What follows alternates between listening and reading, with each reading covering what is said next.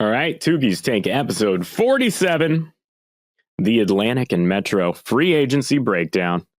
We got news to read. We got mouths to feed. We got advertisements to read. Did you just rhyme read with read? Is that what I just heard? Was it news to read, mouths to feed? Something? I don't even know. We're off to a great start. I think Kanye rhymed Kanye with Kanye once, so I think it's fine. But yeah. God. So with that, as DH gets a big face full of what I think is cereal at this point, because again, it's chicken stir fry. Chicken stir fry. It looked like cereal. I don't know what that says about either me or the visual quality of your chicken stir fry. I think cereal means something different in Maine.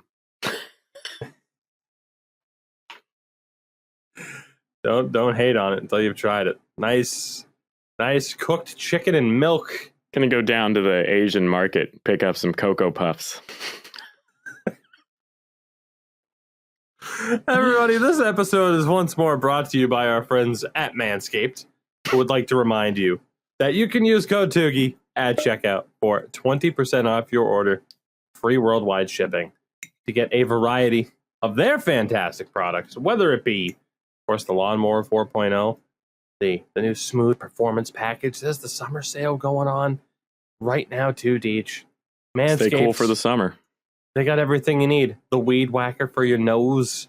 Because, hey, once you start to hit 30 and beyond, you got to start worrying about that. They got you covered, no matter where you are in your personal grooming journey. Yeah, it's an evolution, a tool set, a skill level. You got to pick it all up. You need the right tools for the job. Let's use code Tougie at Manscaped for 20% off. Manscaped can provide you said tools. So, Deej, the tools. Speaking of tools. Yeah. So we do have some news to quickly talk about. We will very, very soon get back to our normal routine of warmies and viewer questions starting in the next episode. Obviously, this is kind of our last episode covering what was an incredibly busy period of time for hockey. And obviously now we're getting to the slowdown for the most part. But Deej mentioned it, and, we kind of have to talk about it. The Evander Kane gambling accusations. Now, let me reiterate, these are new gambling accusations for Evander Kane. When it comes to this particular story, you're going to likely think about the fact that he has been accused of being a douchebag in the past. There's a reason why the whole Dustin Byfuglien tracksuit incident, he gets traded to Buffalo.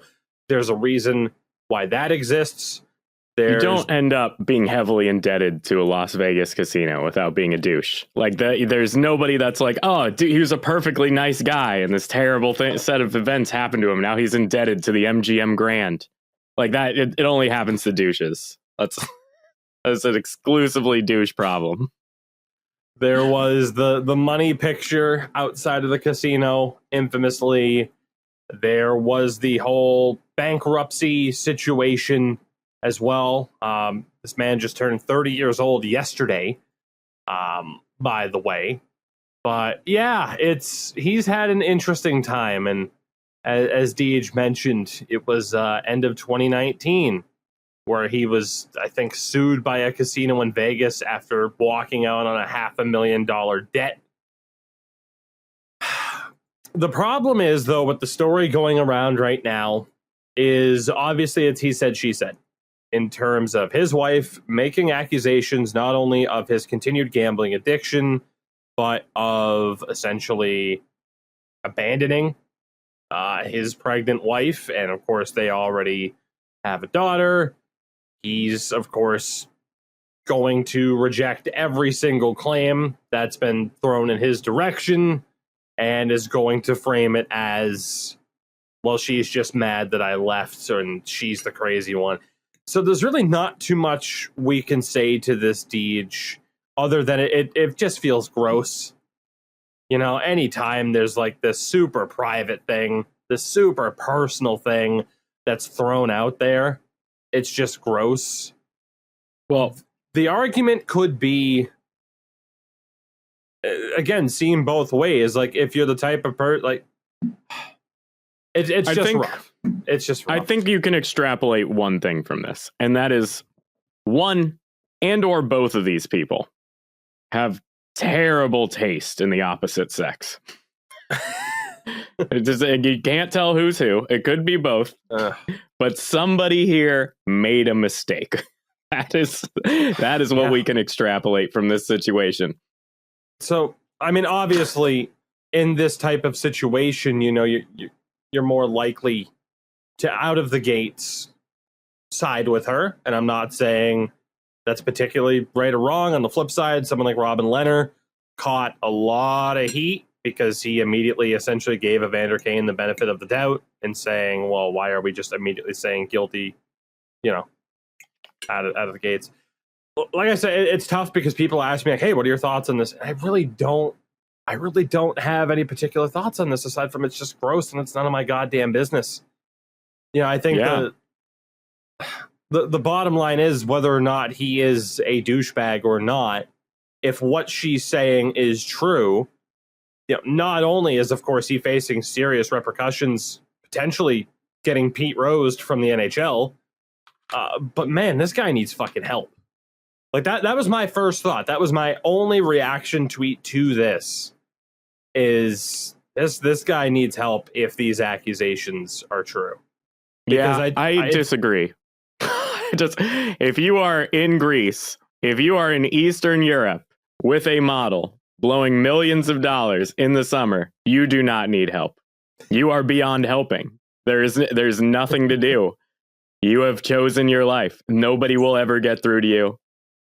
And that's just how it goes. There's some people are beyond redemption, and those people are Evander Kane. You might not be wrong. I mean, again, maybe it's just the experiences that I've had where it's just... Somebody please go get Jeff Bezos some help. He's trying to go to space. I feel so bad for Jeff Bezos' mental health. You know, you got to draw a line somewhere, and it's right below Evander Kane. You know, I don't necessarily... You put it that way. Regardless, again, it's just... You know what it's just a gross situation. So in terms of siding with who, I mean, again, the natural instinct is to side with the wife who is sitting here claiming to be at home with no help whatsoever and much more.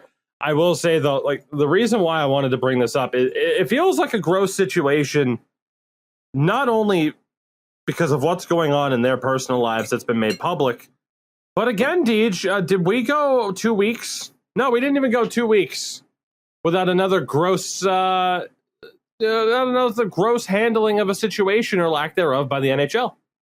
Quick moment of levity before we switch to this next subject. Remember when you could still use the word Fortnite?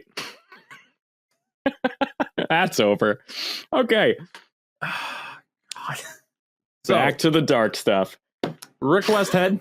It's a name we've mentioned a lot on this show. He's the main guy covering the Blackhawks situation. Quote, when the Blackhawks were accused of covering up sexual assaults and giving a job reference to an abuser, the NHL stood aside as the club, which said it already had investigated and found the claims to be meritless. They commissioned a second investigation.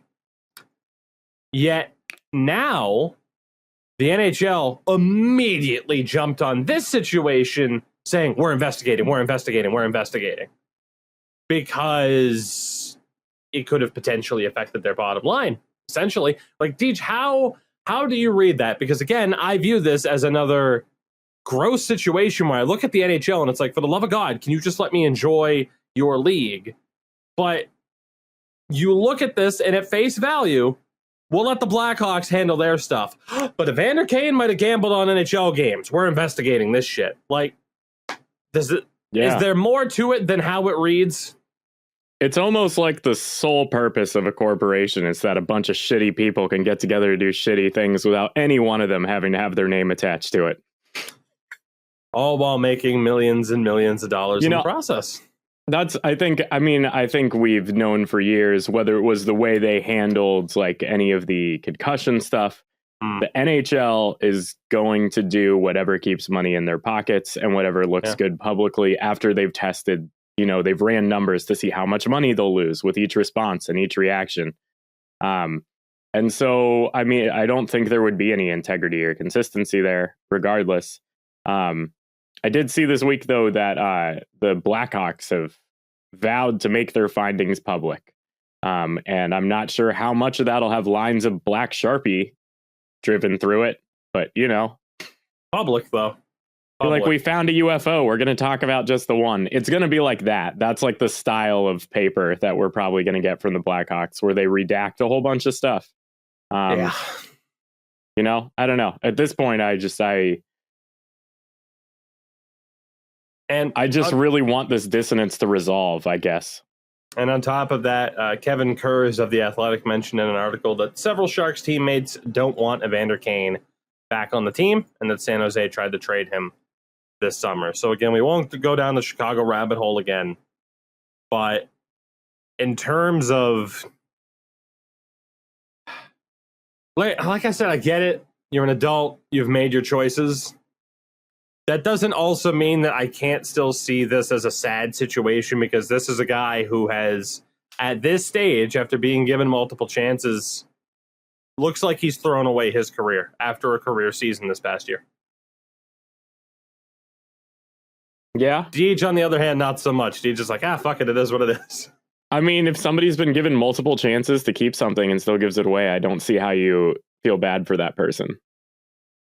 Because I view it as a mental illness more so than just like that. Where's the line? Where's the line between mental illness, gambling addict, and egotistical narcissist who has just dug himself his own grave in terms of his career? Where's that line? Super extreme example here, but just to give a point that the line does exist somewhere. It's like, at what point do you feel bad for serial killers because it's just the way they're wired? Obviously, a super extreme example, but that's just to say the line does exist somewhere, wherever you put it. You know, there certainly is a line there. I don't know. It's fascinating, right? And I think it's like, I don't know, for me personally, and I don't think I have the mental capacity to come up with where that line is right now, but I do know it exists somewhere. Yeah. Not, you know? No, I agree. I mean, that's a conversation that people have had over and over again. And, you know, it's one that's not going to go anywhere. Like, that conversation exists for a reason. So we'll see what happens to Evander Kane from here on out, because there is a decent shot he's played his final NHL game as of August 3rd, 2021. But we'll see what happens. And in terms of someone playing their final game for a team, or perhaps, you know, maybe not so in the league, but for a team, we also saw Jack Eichel's agent make a very, very, very big play to win over public opinion, I think is the best way to phrase this. And in terms, Deej, I'll let you go ahead here, but in terms of your thoughts, I mean, again, I can read the full post if necessary, but your thoughts here. Well, I mean, my stance on this has always been that the core issue is not necessarily how Buffalo's handling this. It's that Jack Eichel does not trust Buffalo's doctors. Right. Like, at some point there was, you know, the trust was lost. And my guess is it wasn't over this issue, that this was just the compounding of several issues where the team doctors slowly lost his trust and stuff. And I mean, Jack Eichel's agent did a pretty good job of explaining why he thought the surgery was necessary. I mean,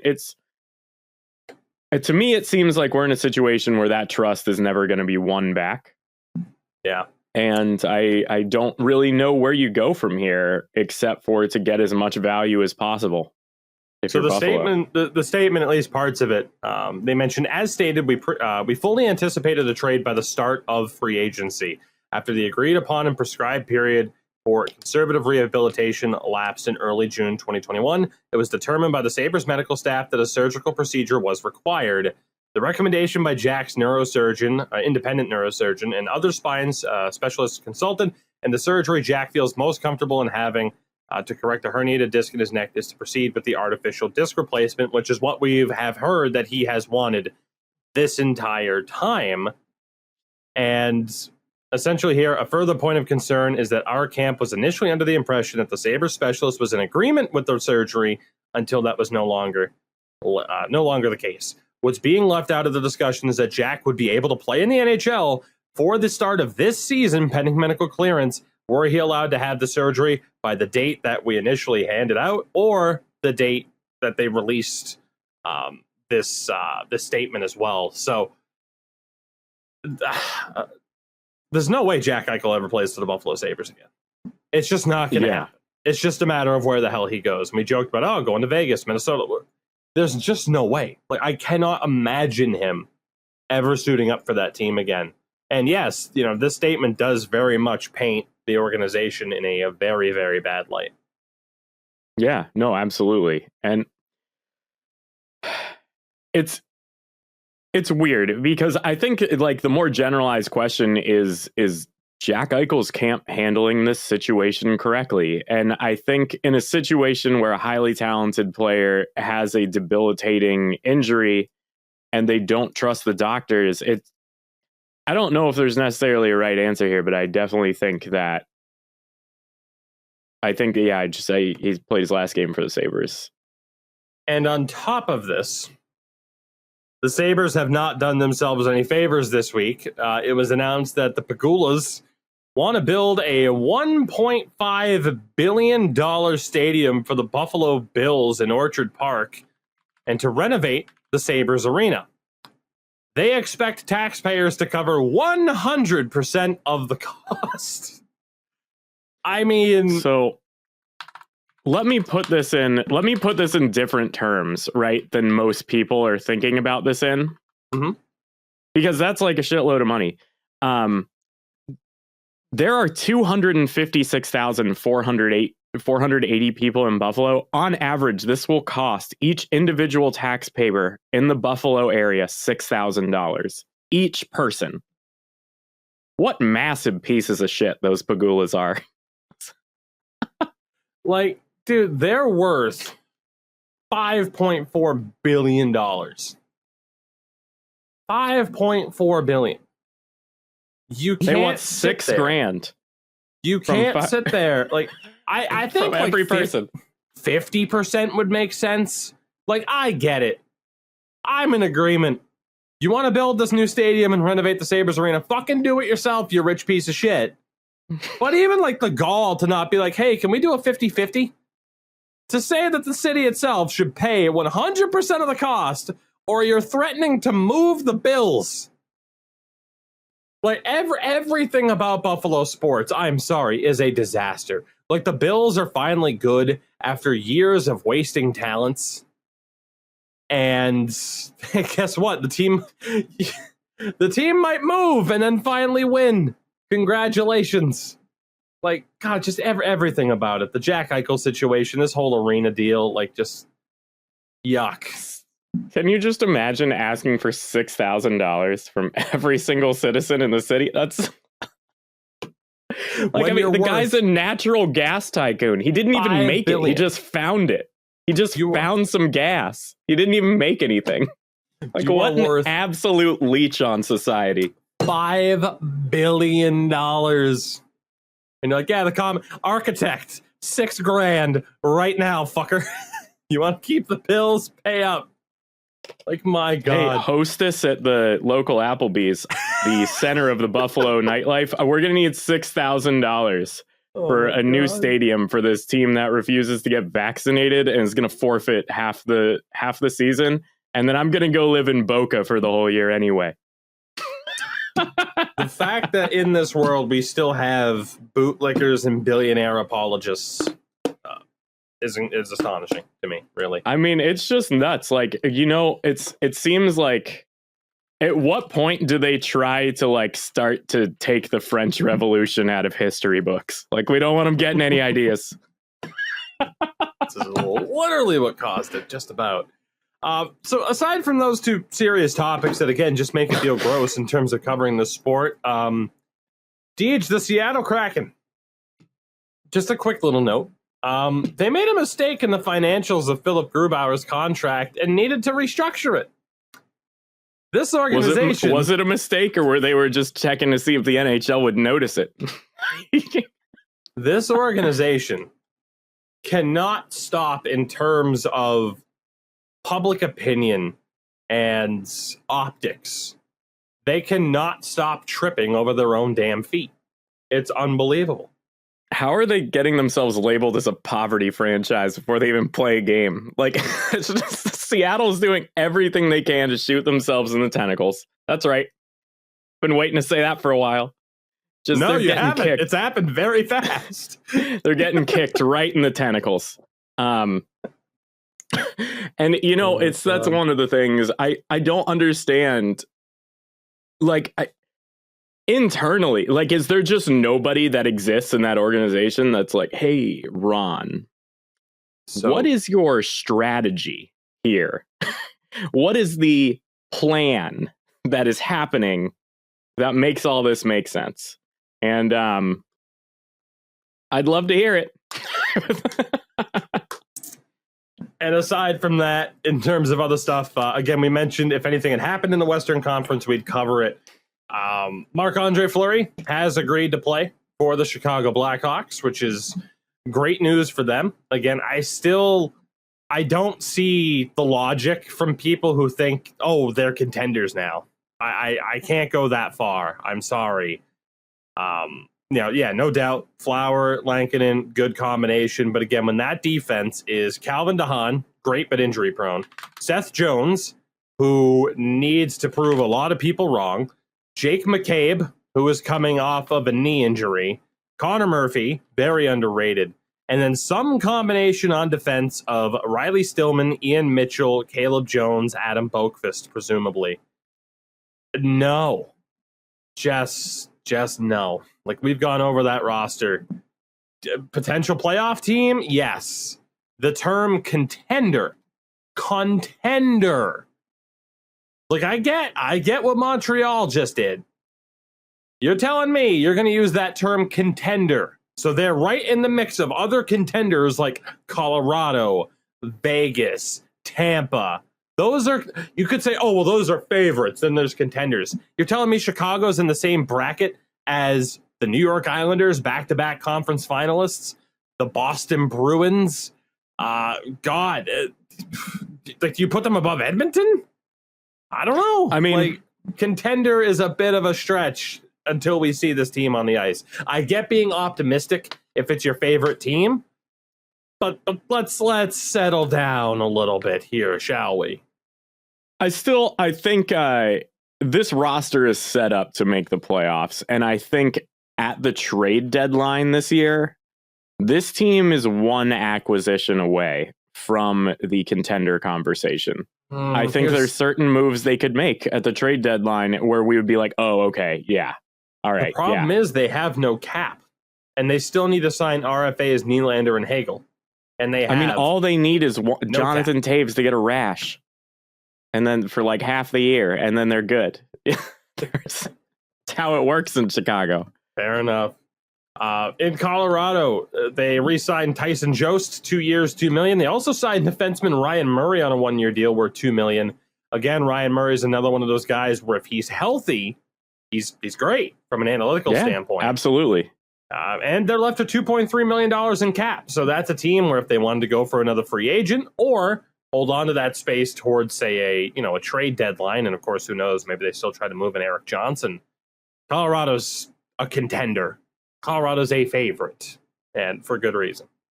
Yeah. I mean, I think Darcy Kemper is a pretty good goaltender. I'm still going to say that he is likely a downgrade from Grubauer. It's fair.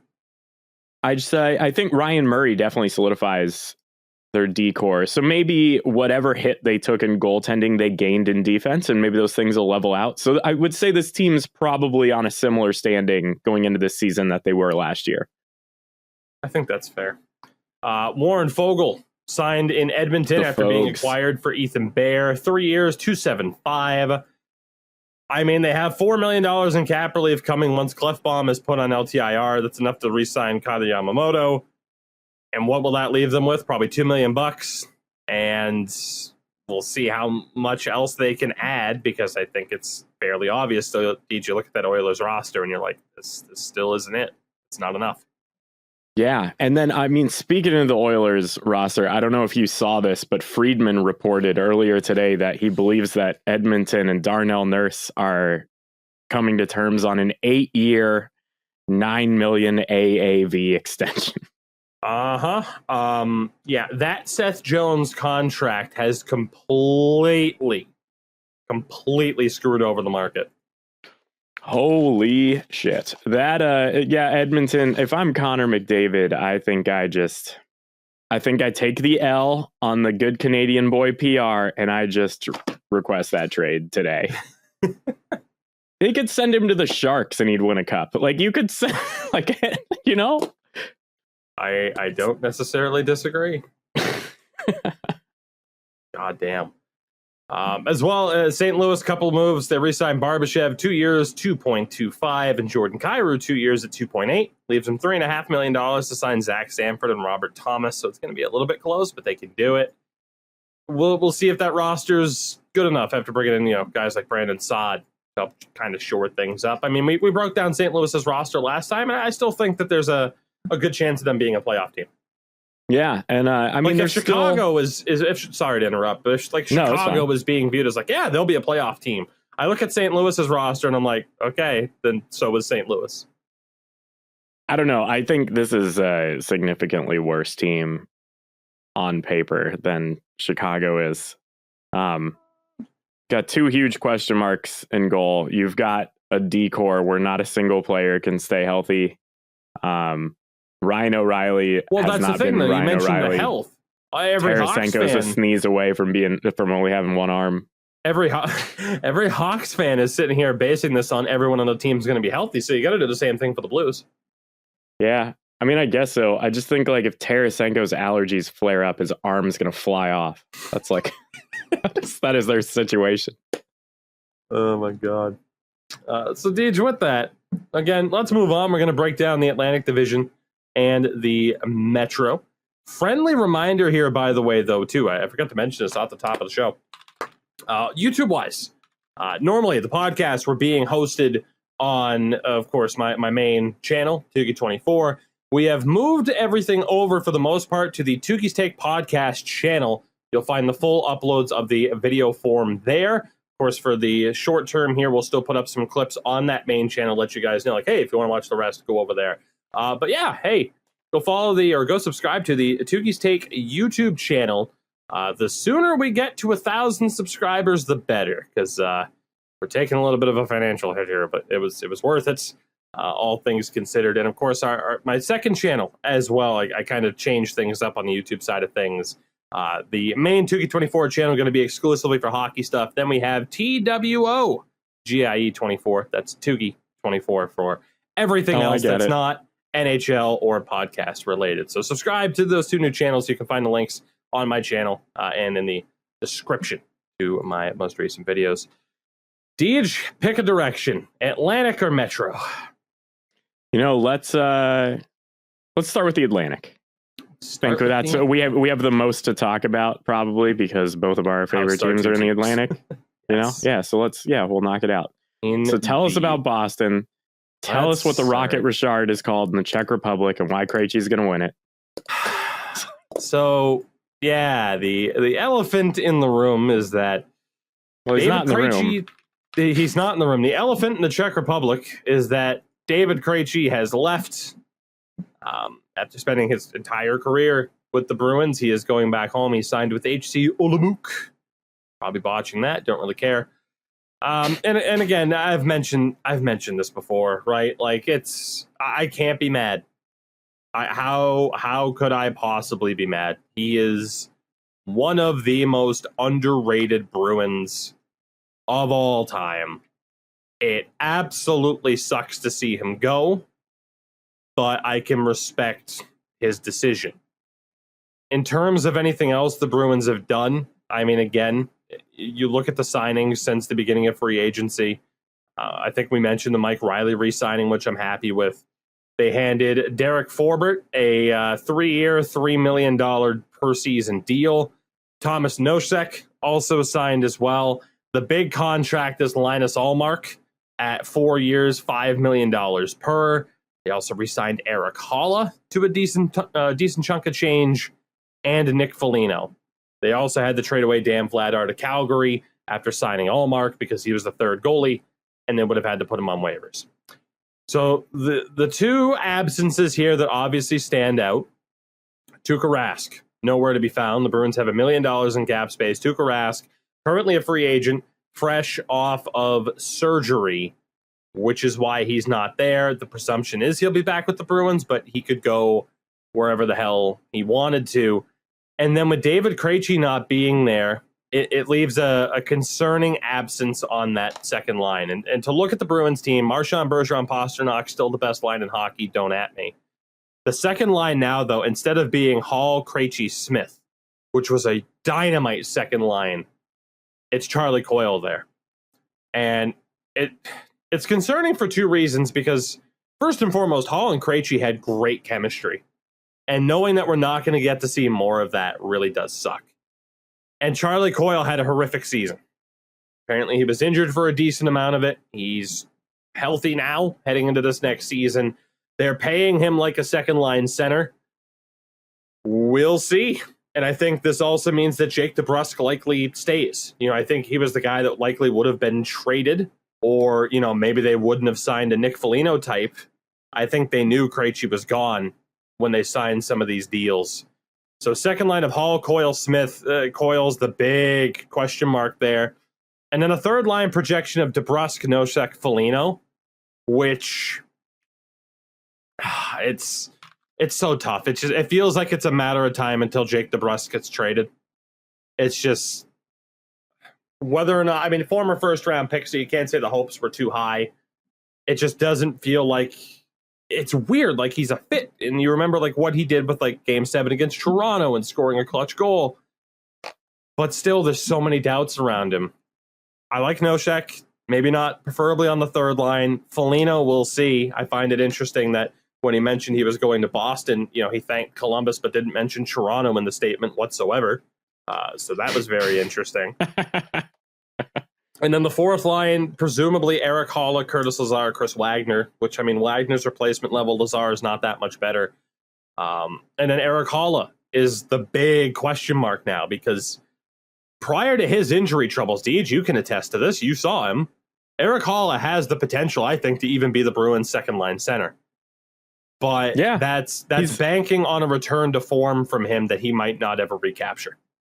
I think it's a combination of return to form, and then it's going to be based on his synergy and chemistry with Taylor Hall. The Eric Haula I saw looked lost on the ice. He was there, yeah. He was in the right positions a lot. He just didn't get it done on, he never did anything bad, but he never did anything to win any games either. He was very much, I don't know, he was almost invisible in a weird way in all the Florida Panthers games I watched. However, I feel like a player like Taylor Hall may be able to set him up in a way where he knows where to be. I don't know. We'll see. Yeah. Very much a mystery behind Eric Haula. A bit more question marks of the Bruins offense than I would have preferred. It's tough to say it isn't better, though, but you can certainly question the amount of money that's being doled out to the Haulas, the Folignos of the world, and obviously Charlie Coyle. Defensively, I'm still pretty content.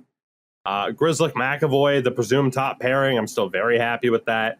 Riley Carlo on the second pairing, very happy with that. And then Forbert and Clifton. Again, Derek Forbert making $3 million a season. It's a little bit concerning.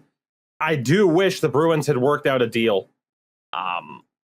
to keep Lozon and have Clifton go to Seattle instead, because I don't know, I just have a feeling for some reason that Forbert Lozon might have worked a bit better than Forbert Clifton, but I'm not completely ruling it out.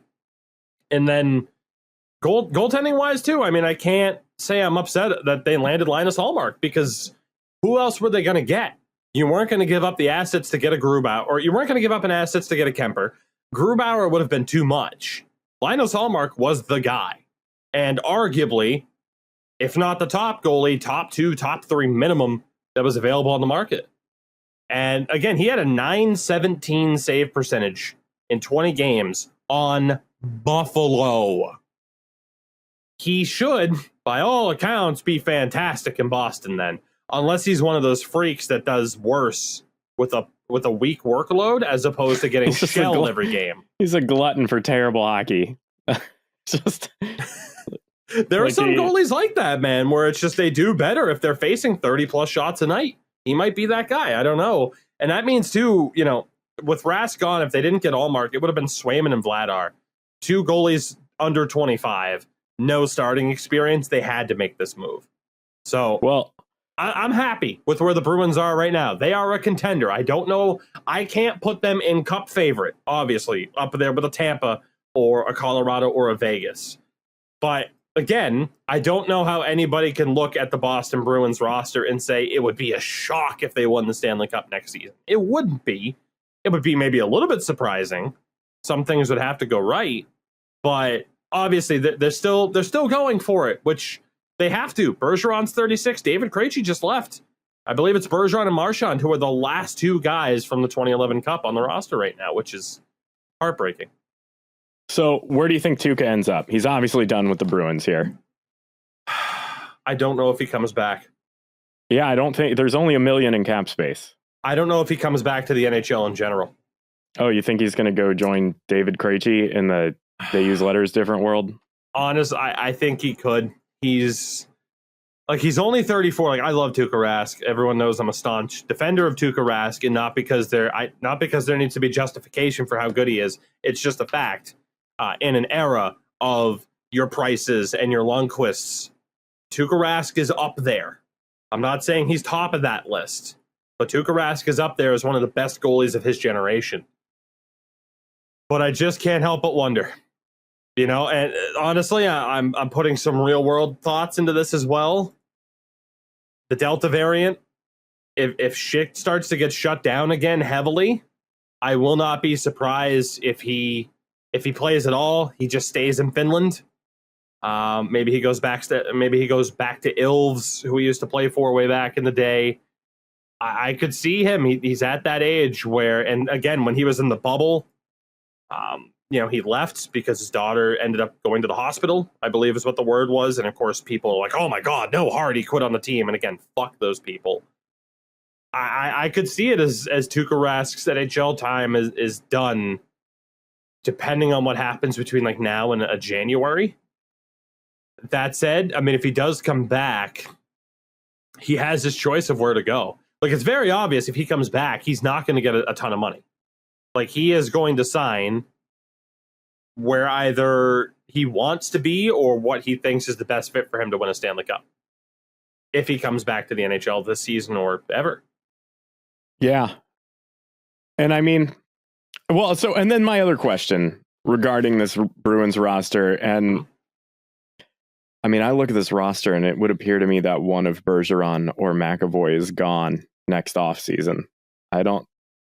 There's something weird going on with the cap management here. And I think at this point, like, I wouldn't necessarily be questioning Don Sweeney's personnel choices, but the way he has these contracts structured does not seem to bode well for the 2022-2023 Boston Bruins.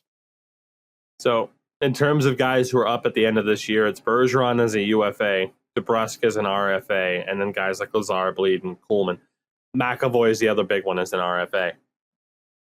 And honestly, I think, you could buy maybe that Bergeron would take a team-friendly deal to stay.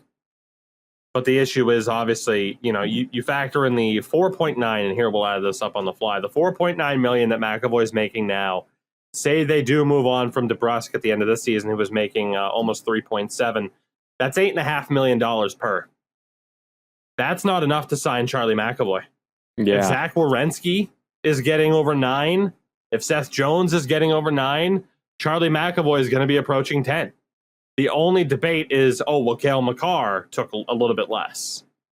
So that means at least... That's because he's a good Canadian boy. ...that Bergeron would have to take $1 million pay cut if he comes back, which I could see. Like, I don't think it's impossible, but it is very clear that, yes, either Bergeron, DeBrusk, or McAvoy, if not 2 out of 3, could be gone after this season.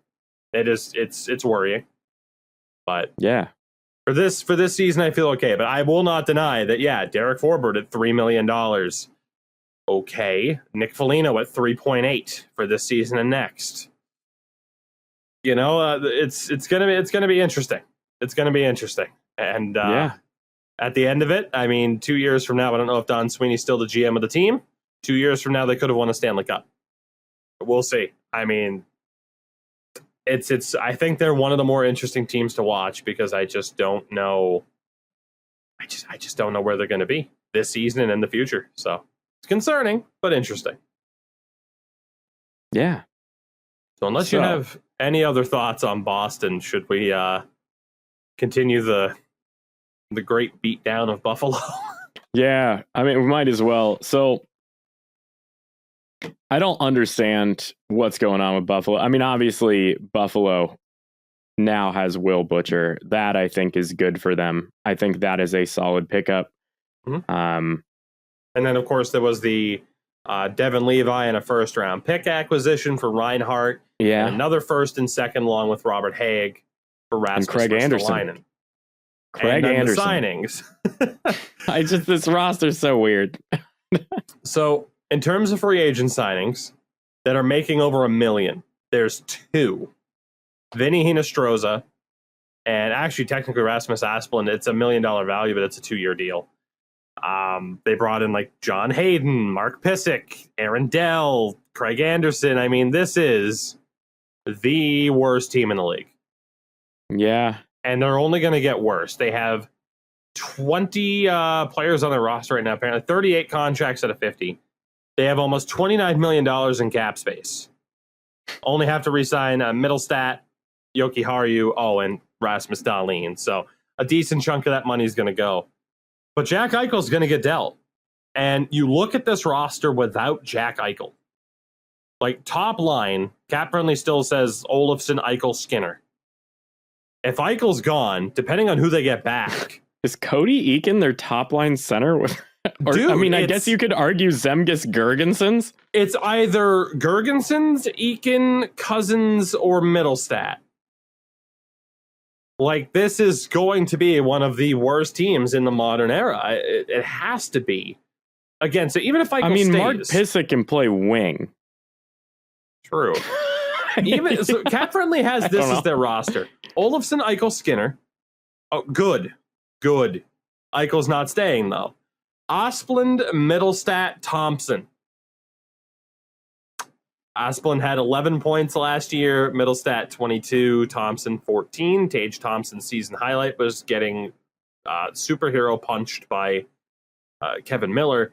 Third line, Anders Bjork, Dylan Cousins, Vinny Hinostroza, who scored a combined 36 points between the three of them. And then Girgensons, Eakin, Okposo. The defense, Dahlin, Yoki Haru, Jacob Bryson, Colin Miller, Will Butcher, Mark Pysyk. Goalies, Aaron Dell and Craig Anderson. With scratches, Kajula, John Hayden, Robert Haig. Yeah, this team sucks. I mean, we're not breaking news here, obviously, but this team is a dumpster fire. Team sucks. Owner sucks. It's cold. It's just really a bad situation for the Buffalonians, and that's what I'm going to call them.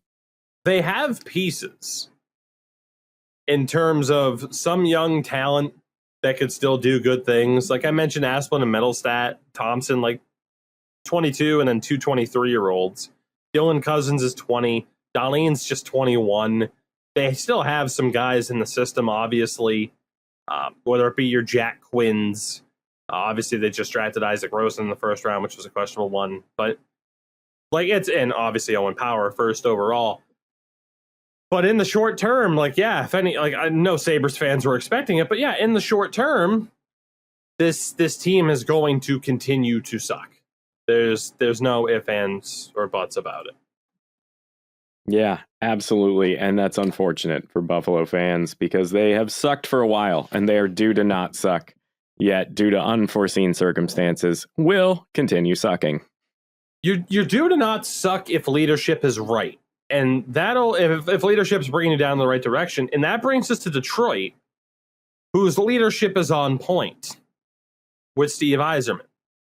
I mean, I question the Nick Leddy acquisition, certainly, because the New York Islanders, by the way, the trade was Nick Leddy for Richard Panik and a second-round pick. That second-round pick became Aatu Ratu. So you want to talk about a trade that the Detroit Red Wings might regret for a long time. Could be that Nick Leddy deal. But They steal Alex Nedeljkovic from the Hurricanes, right? Good move. Good move. In terms of the draft, obviously, I'll just mention it because they traded to get him, but they ended up getting Sebastian Cossa at 15. They just got Mitch Stevens from Tampa for absolutely nothing. And then, in terms of signings, they got some depth options like Gagne and Pickard, whatever. But Jordan Osterley got paid a decent amount. They got Pius Suter from, of course, Chicago previously, and then signed Tyler Bertuzzi to a pretty big extension. So Detroit at this point, Deej, they have draft picks. They have nearly $26 million in cap space. They do still have to sign Filip Hronek and Jakub Vrana. But they have money. They have prospects. Still don't think they're going to be a playoff team this year. But again, Detroit, good for a long time. Eventually you have to suck. And you need leadership to turn it around. You get rid of Ken Holland. You bring in Steve Yzerman. You're good to go. For Buffalo, no. Just no. And that's why they've continued to just kind of sail in the seas of mediocrity. Whereas a team like Detroit, despite a questionable move or so, you can see the improvement that's being made there. And again, I like the moves that Detroit have made for the most part. Yeah, I think they're starting to solidify and turn back into the dominant Detroit that we know and love. So I don't know. In a weird way, looking at this Detroit roster, it is scary to me to have my team be in the same division as them, knowing that Stevie Y seems to know the secret to building hockey teams that makes them overperform just for a year or two, and then you realize they were performing at the level they had been at the entire time. You were just heavily underrating them. And I don't know. There seemed to be a lot of cogs and parts of this machine in place to turn this team into something like a force to be reckoned with. Yeah, I don't disagree. I mean, again, like I said, some good pieces. There's still a bit of a ways away. I think that that's fairly obvious, even if Moritz Seider gets into the lineup this year, Joe Veleno. So we'll see what happens with Detroit, but slow and steady. They're making the improvements that they need to make. And Deej, that brings us to the Florida Panthers. And what I'll do here, I'll just recap their moves and let you go. This is your team, buddy. Again, they pick up Sam Reinhart. They also paid 2 second-round picks, essentially, to ditch Anton Strahlman's contract. And then in terms of free agent signings, they honestly haven't done much. But most of their focus was on re-signing people. They brought back Maxim Mamin, the Mammon, Chris Gibson, Juho Lammikko, Zach Dalpe, Sam Montembeault. I mean, they haven't really done anything in free agency. But again, that wasn't necessarily their intention. And they have $8 million left to sign Sam Reinhart. Yeah. And that is phenomenal. Sam Reinhart, I mean, if the guy wasn't on Buffalo last year, he would have won the Richard.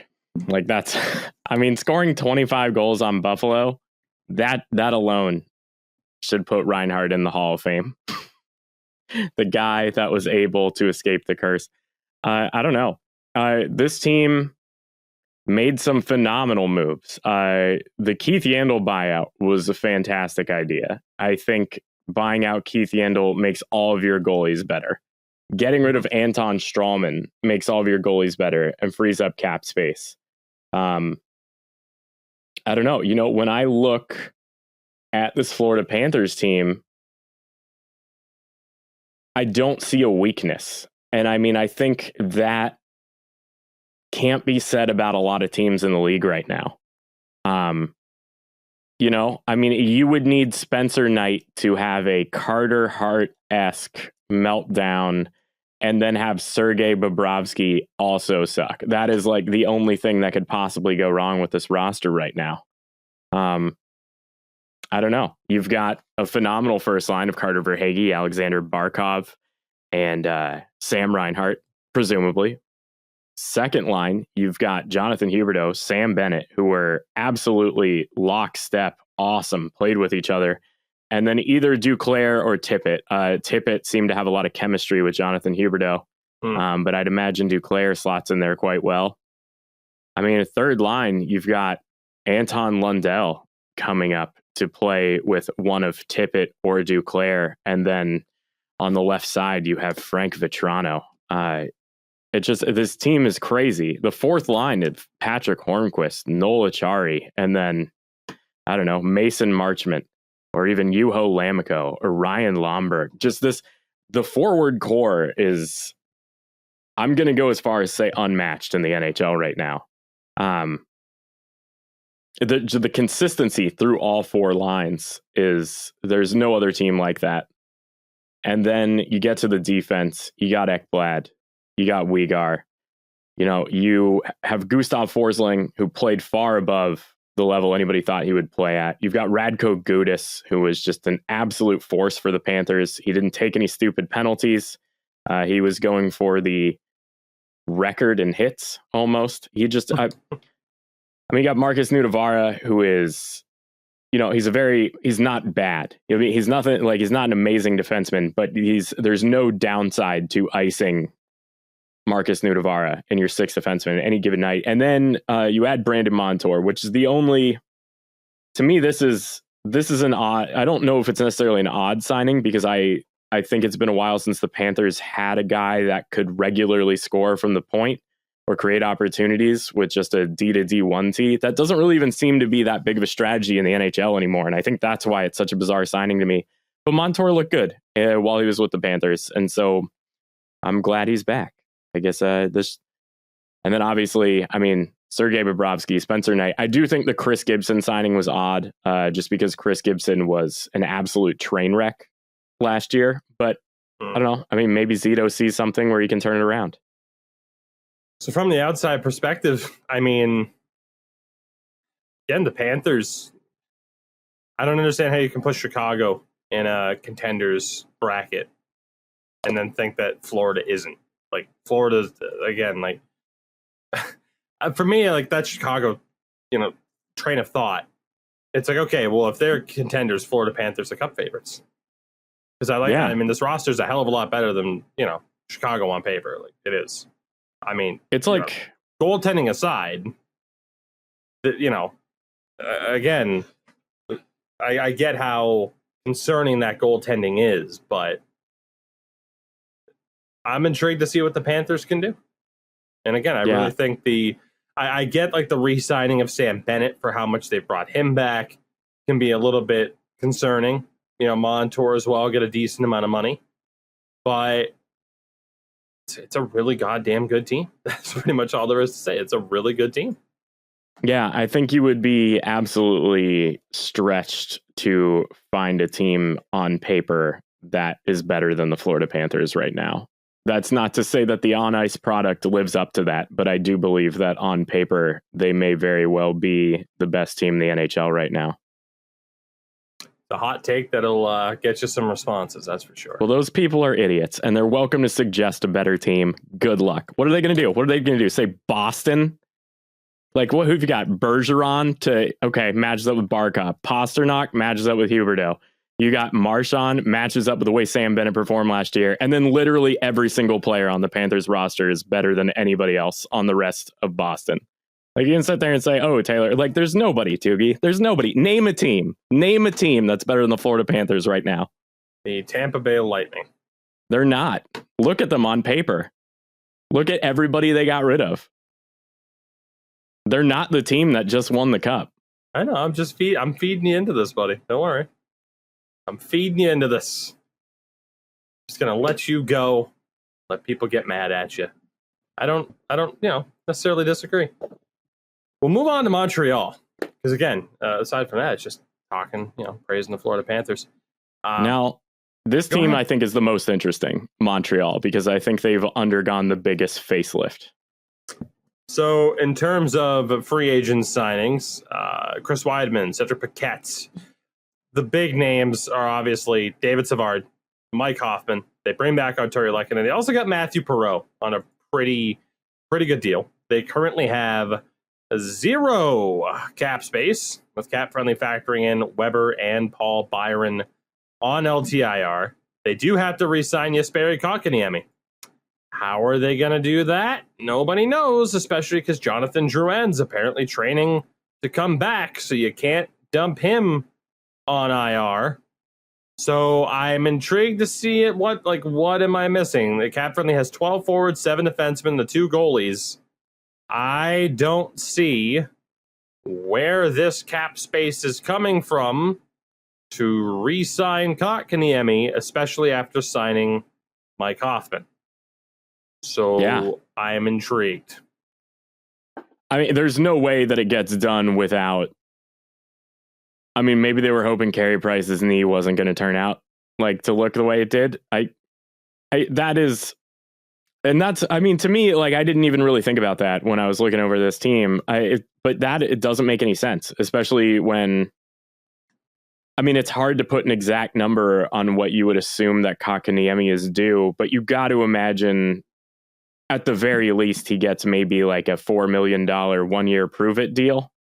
At the very least, and that's. I think it'd be closer to 2. He had 20 points in 56 games. I think you're in the 2 to 3 range.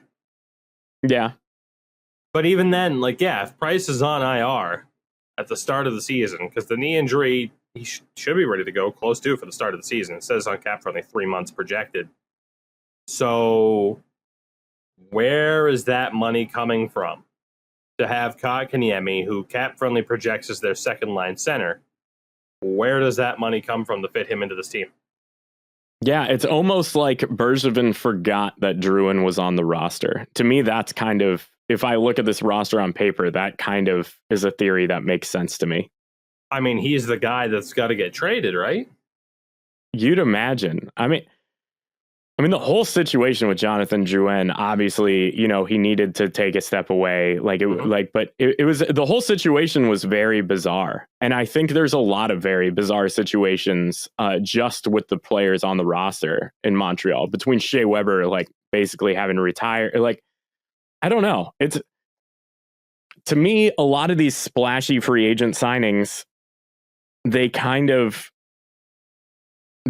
seem like in a reaction to, it almost feels to me the way I would put this, it's almost like Mark Bergevin was not living in reality.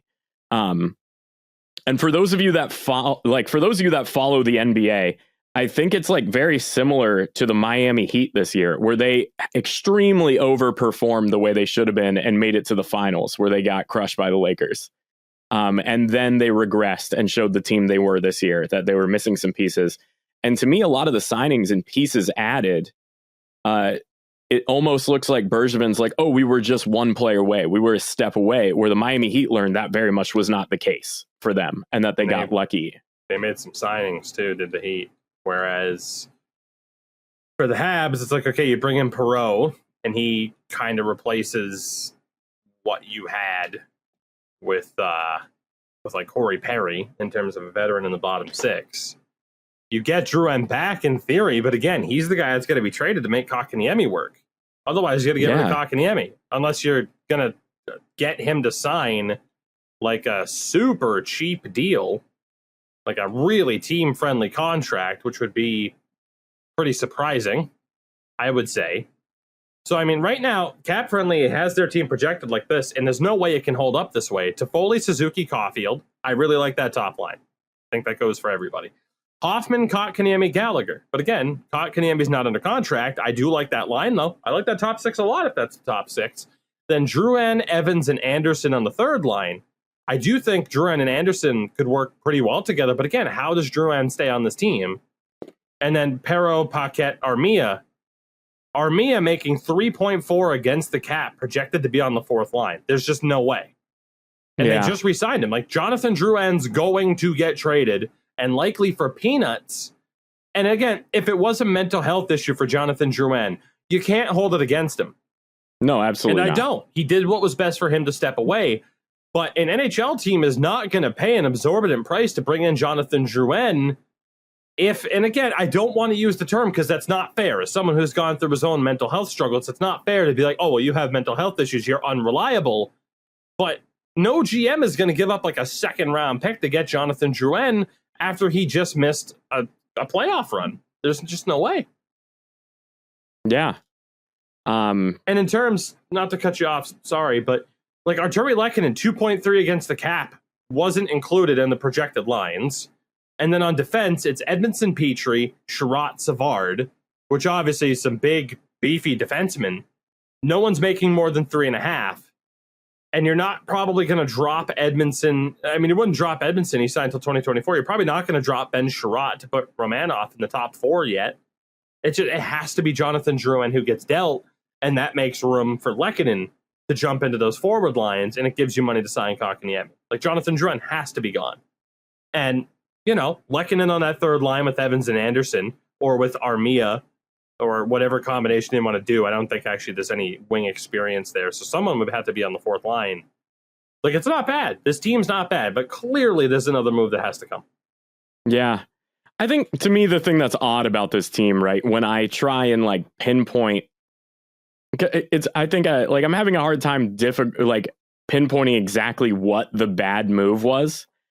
And I think, to me, it just seems very weird for you to be given an absolute ridiculous manna from heaven, once in a lifetime gift in Shea Weber, basically calling it a career on LTIR in terms of your cap space. And then you're like, well, let's give half of that money to Yoel Armia.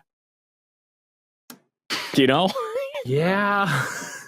That to me is that doesn't make a lot of sense to me, I guess. Now's the time.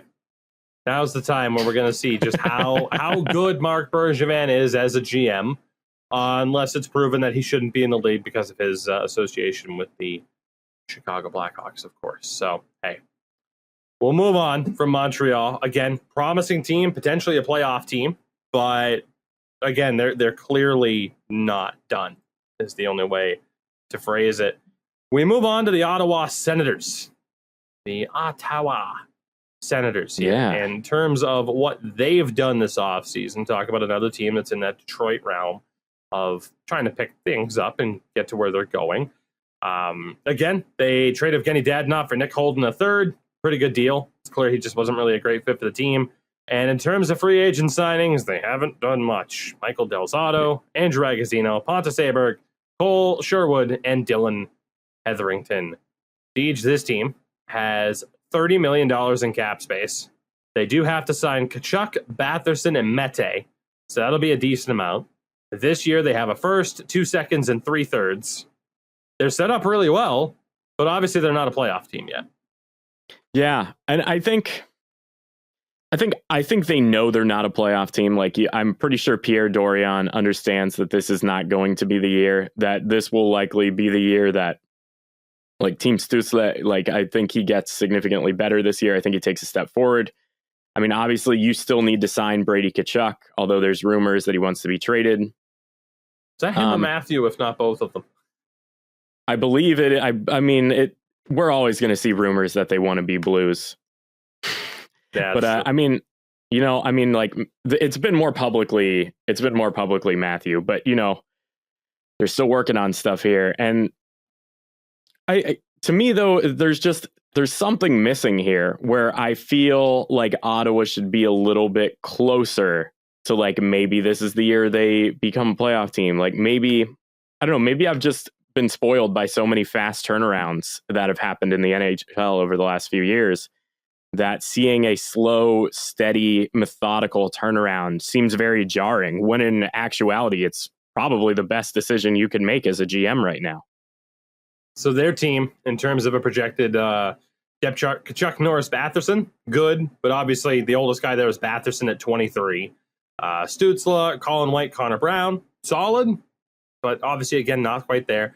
Nick Paul, Shane Pinto, Austin Watson, Formanton, Tierney, Brown. Still just a lot. And by the way, Chris Tierney, who was a part of the Erik Karlsson trade, $3.5 million, projected to maybe be a fourth liner. Interesting.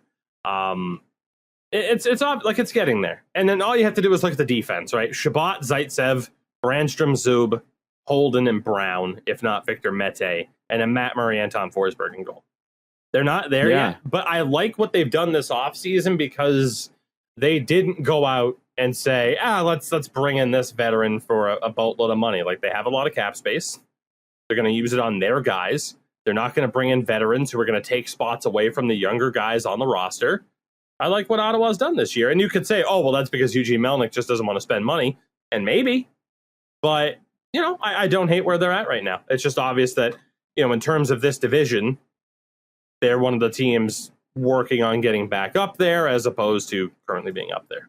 We're not breaking news with that. Yeah, I mean, I would like to see an upgrade in net before the season begins. But that is not going to happen. Yeah, I don't think that's going to happen. I don't think there's anybody really available that you could add to this roster that's still available. Like, that would request a reasonable contract that they could add. And I don't know. It's a weird situation. Indeed. Shall we move on to the Tampa Bay Lightning? In terms of moves made, a ton. Obviously, they traded Barclay Goodrow's rights to the Rangers. They traded Tyler Johnson and a second to Chicago and took on Brent Seabrook. They traded Mitch Stevens to Detroit and Spencer Martin to Vancouver for future considerations. In terms of signings, they have made a boatload of them, most of which aren't major against the cap. Pierre-Edouard Bellemare, $1 million per. Gabe Dumont, dirt cheap. Brian Elliott as a goalie, dirt cheap. Charles Hudon, back in the NHL, potentially, dirt cheap contract. Max Lagacé, Darren Radish. Andre Schuster, back in the NHL. They signed Zach Bogosian to a decent amount of money. Remy Ellie, dirt cheap. Corey Perry, 2 years, $1 million per. They re-signed Cal Foote, Alex Beret-Boulet, Taylor Radish, Kachuk, Sean Day, and of course the big re-signing was Braden Point. They currently have no cap space, but they are at 47 out of 50 contracts. They have their first this year, and then their fifth. No second, third, or fourth. And in terms of what they have to do with that no cap space, they do have to re-sign Ross Colton. But obviously, DH, as you alluded towards, this team has taken a major hit. And looking at their projected roster, Palat, Point, Kucherov, maybe the best top line in hockey. It's ridiculous. Yeah, I mean, really, I've heard it put this way, right? The best top line in hockey right now is Point, Kucherov, and whichever guy happens to be playing with them that night. And I think, I mean, you could put anybody on this team on that top. You could put Corey Perry on top line. It's probably still the best top line in hockey. And the fact that they can put Andre Palat there. Is ridiculous. And that's kind of, I think, the theme with this lineup, right? Because then the second line, Killorn, Cirelli, Stamkos. You could put Palat and Killorn on the third line and put a Beret-Boulet on the top line and Matthew Joseph on the second line, and then have a really good third line of Palat, Killorn. I mean, center-wise, it might not work out. Killorn hasn't played center in a few years, but the third line right now is Joseph, Colton, and Corey Perry. Yikes. I mean, Joseph, 19 points in 56 games, Colton, 12 points in 30. That's not bad, but compared to having, your Blake Coleman's down there, it's obviously a bit weaker. And then the fourth line is projected to be Bellemare, Beret-Boulet, and Patrick Maroon. Yeah. So a lot of younger guys like Joseph, Colton, and Beret-Boulet, who are all 24 years old, just became a lot more important to this team. So you also run into this issue, and I think when you get to the third line, this is Tampa's biggest issue right now, is that Tampa is currently $6 million over the cap, and Ross Colton is not under contract. Yeah. And I think, and I don't know why this seems, the easiest thing you can do if you're this team is to move Steven Stamkos. I think that, I don't know. It's just very bizarre. And I think you're going to see one of the marquee players, whether it be McDonough or Stamkos. I think it will not start the season with the team. I mean, we could see another Kucherov situation. I mean, there's no obvious they do have to shout. clear $8 million, to get cap compliant. Plus, you got to imagine Ross Colton gets at least 2, and that's on the very low end. Yeah. I mean, defensively, it's Hedman, Ruda, McDonough, Chernak, Sergachev, Bogosian, which I still like that defense a lot. Yeah, and I love that goalie defense in the world in Vasilevsky. You have to lose somebody else, and like you said, Stamkos is that guy. Like, do you want to strip away Palat and Killorn? Like Palat's up at the end of the year, but that's only 5.3. And I think that's what makes this puzzle so much more complicated, though, right? Is if you get rid of like Palat and Killorn, you suddenly now have 2 roster spots to fill on a team that's already, you know, that you already are running 12-7-2. Yeah, like there's 21. Yeah. So I still feel like this team is in a traffic jam where there's just no right answer to icing this team this year. I mean, I agree completely. Obviously, it's just I don't hate the signings that they've made to try to restock the cupboards. In terms of talent in the system that could get a shot, it's a bit rocky. I mean, you're kind of at a, you know, shit or get off the pot situation with guys like Taylor Radish and Boris Kachuk, who are 23. You know, they're not the youngest guys in the world anymore in terms of, okay, are you actually going to make it or not? I don't know. Like until we know what that next move is, the dream of a third cup in a row is looking pretty damn bleak because somebody major is either going on LTIR or getting traded. And obviously, if Tampa puts Steven Stamkos on LTIR for the year, there's going to be a lot of interesting looks in their direction. Yeah. Oh, without a doubt. And I think that's where we might see the NHL step in. Steven Stamkos has mysterious jet ski accident. I don't, you know, like how are they going to form this narrative? And even then, like if you look at this roster without Steven Stamkos, it's still very much a step below anything that was on the ice. The thing for them, though, I think you can still make the playoffs with that roster without Stamkos if you do get him on LTIR. I mean, those 6 defensemen and that goalie get you into the playoffs. Like, I mean, you just need to have you could have one-armed Tarasenko sneezing goals and you'd be fine. You know, you'd still make the playoffs. And the final team in the Atlantic, we finally reached them, the Toronto Maple Leafs, which in terms of trades, I mean, obviously there was the Jared McCann saga. Aside from that, not much else has happened. You gave up J.D. Greenway. You got Brendan Manel to replace him.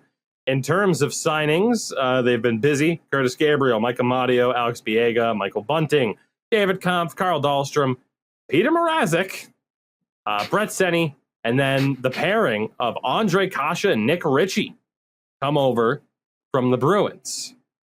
So, Deej, right now they're about $1.3 million over the cap. You can fix that, no problem. Cap Friendly has them listed with 15 forwards. Like, they're fine, cap-wise. They're not making any other moves. So we look at this roster. Is this enough for Toronto to get out of the first round is the question. And we'll go through it really quickly. This forward core, projected to be Nylander, Matthews, Marner. Arguably the top line in hockey. I'd still rather have the Bruins line for how much they're getting paid compared to how much this line's getting paid. But Nylander, Matthews, Marner, if you're electing to not split up that group at all, that's very interesting. Yeah. It's weird the Cap Friendly went with that. Especially because the second you get to that second line, and I hate to say this because I would like to see the Leafs put it together, but the second you get to the second line, it doesn't matter what's on that top line. You start to ask if this is even a playoff team. And I still think they are, but it's interesting to me what a amazingly drastic step in quality or down step in quality has happened with the subtraction of a player that didn't seem to make that big of a difference in Zach Hyman. You know, like a guy like Zach Hyman, you're like, oh, okay, it's just the players that surround him. But then when you look at this top 6 without him, it suddenly looks like very, very top heavy on that first line. So Cap Friendly, to be fair, has Andre Kasha currently listed as injured. So he could factor into the lineup. And then, of course, you could also factor in a younger player like Nick Robertson. But the forwards from here are listed as Nick Ritchie, John Tavares, Ilya Mikheyev. Nick Ritchie did have 26 points last year for the Bruins. A lot of people were surprised they let go of him, especially in favor of someone like a Nick Foligno, for example. I don't hate Nick Ritchie. I mean, again, there was thoughts he was going to end up being a Maple Leaf back in that 2014 draft when they got William Nylander. And had Kyle Dubas been in charge of the team at the time, I'm sure that's what would have happened. It's interesting, right? Because even if it is Tavares, Mikheyev, Kasha, there's question marks because of Kasha's health. Tavares, Mikheyev, Robertson. Robertson looks like he's going to be a stud, but there's still questions about him because he's really young. Nick Ritchie could be a decent fit there in terms of just park his ass in front, let Tavares and Mikheyev go to work. Like, it's not awful, but it's interesting. And then the third line might be Kerfoot, Kampf, Simmons. I mean, again, you can work Kasha into the mix. You can work Robertson into the mix, and that changes it up a little bit. And then the fourth line of Bunting, Engvall, Spezza. I think right now the problem is with this Leafs team, when you look at the forward lines, I don't agree with Cap Friendly's projections here, obviously. And again, we're just using that as a baseline. We're not saying it's the end-all, be-all. Calm down. There's just a lot of questions about how that forward core is going to kind of work its way into place. Yeah, especially with, there seems to be, and I mean, I guarantee you it happens probably in more depth than we've seen it in previous years, a discussion around Toronto every year about which lines work together. There seems to be very much, every year they have trouble finding people that can play with Tavares. That's a recurring theme year in and year out with the Toronto Maple Leafs. And I don't know. I think it's hard for me to make a prediction on these Maple Leafs just because of how shuffled. I know these lines are going to look absolutely nothing like the way they are now. I've just got to imagine that Matthews and Marner end up on the same line together. Yeah, you think. Defensively, Riley, Brody, Muzzin, Hall, Sandin, Dermott. We don't know if someone like Liljegren would step in. It's not bad, but it's the same. Yeah. It's the same. Well said. Yeah. And that means you're banking heavily on Sandin at 21 stepping up, and you're banking on Travis Dermott to be a reliable third pairing guy, which the indications are that he should be able to be so, but it's the same. We'll see. And the problem is, I think for me, you're really banking, like, as much as people are questioning the Bruins giving Linus Ullmark the deal they did, they are banking heavily on Peter Mrazek to be able to be a strong tandem with Jack Campbell. Yeah. Now, both of these goalies' numbers last year were fantastic. Campbell, 21 games, a 920, or 22 games, excuse me, a 921 save percentage. Mrazek had a 923 in 12 games. On paper, on paper they look great, but you get into depth with it, and we know that Jack Campbell, at 29 years old, has just recently found that NHL caliber form. Like, it took him a while. It's been within the past 4 seasons now. Not even. It's been the past 3 seasons. Because 17-18, he played only 5 NHL games. He did have a 924 save percentage. It was the 18-19 season, 31 games for a horrible Kings team, a 928 save percentage. It's been the past 3 years that we've seen Jack Campbell at the NHL level and look good. And then Peter Mrazek, we know, has been incredibly inconsistent, because that 923 last year for Carolina looked good in that 12 games, but think back to the year before. He had a 905 in 40 games behind what was considered one of the best defenses in the world. The year before that, he had a 914, so better. And then, of course, the year before that, he split time in Detroit. He had a 910. In Philadelphia, he had an 891. 16-17 for the Red Wings, 901. 15-16, though, he had a 921. You have no idea what the hell you're going to get with Peter Mrazek. He is one of the most inconsistent goaltenders in the world. So what's different? How is he that much different than Freddie Anderson? When Freddie Anderson's on his game, he's great. How often is he on his game? What is different about this defense and this goaltending for Toronto? What's different? That's the other thing, too, is I feel like you kind of have two of the same goaltender here, right? Where Peter Mrazek and Jack Campbell, neither of them are going to be good for a whole season. They are both oft injured.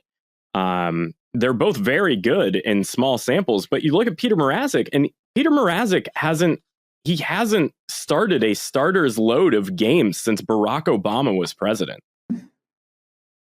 And I mean, I can't think of a better way to put it. And then you've got Jack Campbell, who's off injured.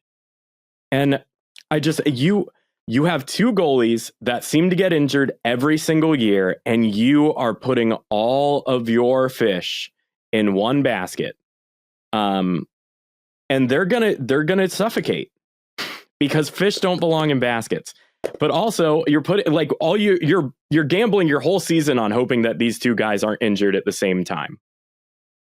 Yeah, I mean, their third string goaltender. I mean, granted, they could sign somebody is Michael Hutchinson, who did have a 9-19 in 8 games last year. But again, Michael Hutchinson, same thing.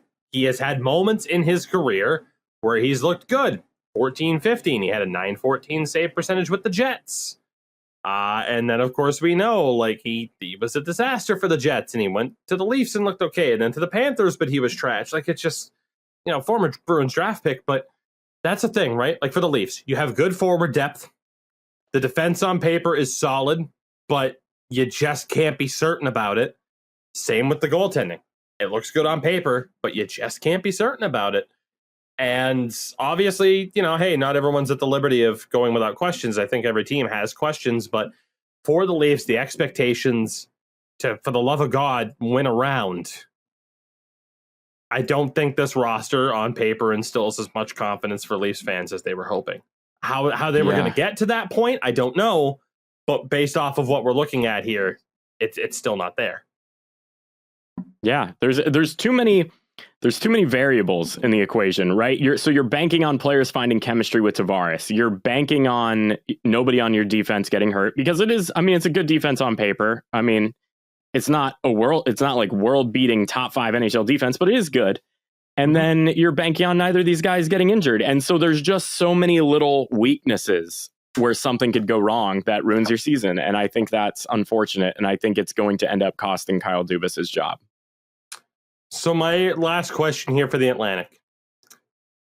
Two-parter, basically. Buffalo, Detroit, Ottawa. Fair to say Buffalo's definitely not making the playoffs. Detroit or Ottawa, it would be a shock if they did. They're likely to not make it. Correct? Yeah, I think if you told me I had to pick one, I would say Detroit probably. Like if I was a gambling man, Detroit probably has the best odds. Yeah, I trust Detroit more than the other two teams. Yeah. Yes. Although Ottawa did play well last year and proved to be difficult to play against. So we'll give them that. That leaves Boston, Florida, Montreal, Tampa, Toronto. It is obviously possible that all 5 make the playoffs, but then that means just 3 Metro teams are making it.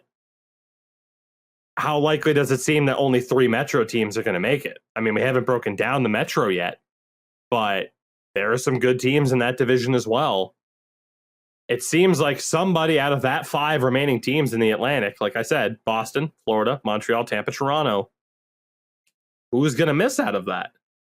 Because all 5 of those teams should be playoff teams. Like, don't get it twisted. Even Montreal being like, oh, well, we were underdogs last year. Like, no, all 5 of those teams have the aspiration to not only make the playoffs, but to win the Stanley Cup. You cannot tell me that the Boston Bruins, their goal isn't to win the Cup. Everyone's is, but realistic goal. Bruins to win the Cup. Panthers, the Habs want to make it back. Their goal is to win the Stanley Cup. Well, it's not realistic. Bullshit. Look at how you were talking about your team a few weeks ago. Tampa and Toronto win the Cup. I don't know if those 5 teams are going to make it. I'll keep them on a short list each, and we'll move over to the Metro. Yeah, because in terms of, I will say one thing is I think Boston is a lot closer to being in a Cup final than Montreal or Toronto are. And that's the thing. Montreal fans will say, well, LOL, we made it last year. But, before you guys went on that run. You're living in the past, Montreal fans. Right. I mean, they always have. And then Toronto fans, I don't think would disagree necessarily. Yeah. Just because Toronto fans want to believe, and you should want to believe that. I want to believe that for Leafs fans, that, goddamn, they should be close, but everybody knows until they do it, until they do the thing, what's going to happen. So the Metro then, we'll start with Carolina, who have had the worst offseason of any team in the NHL. Fair to say? I mean, hey, we've got this generational, like this goalie just came and he was awesome. It's like, oh, no, let's sign Freddie Anderson for way more money. You know what we should do is just our number 1 defenseman. Yeah, he's gone too. It's just, there's just so many decisions that were made here that were so obvious that they were not the right decision, that I can't stress this enough. Kids, you do not have to be smart to be successful, apparently. Very true. They traded Alex Nedeljkovic. They traded Jake Bean. Obviously, they made a shitload of trades during the draft. It's not even worth trying to recap all of them. They traded Warren Fogle for Ethan Bear.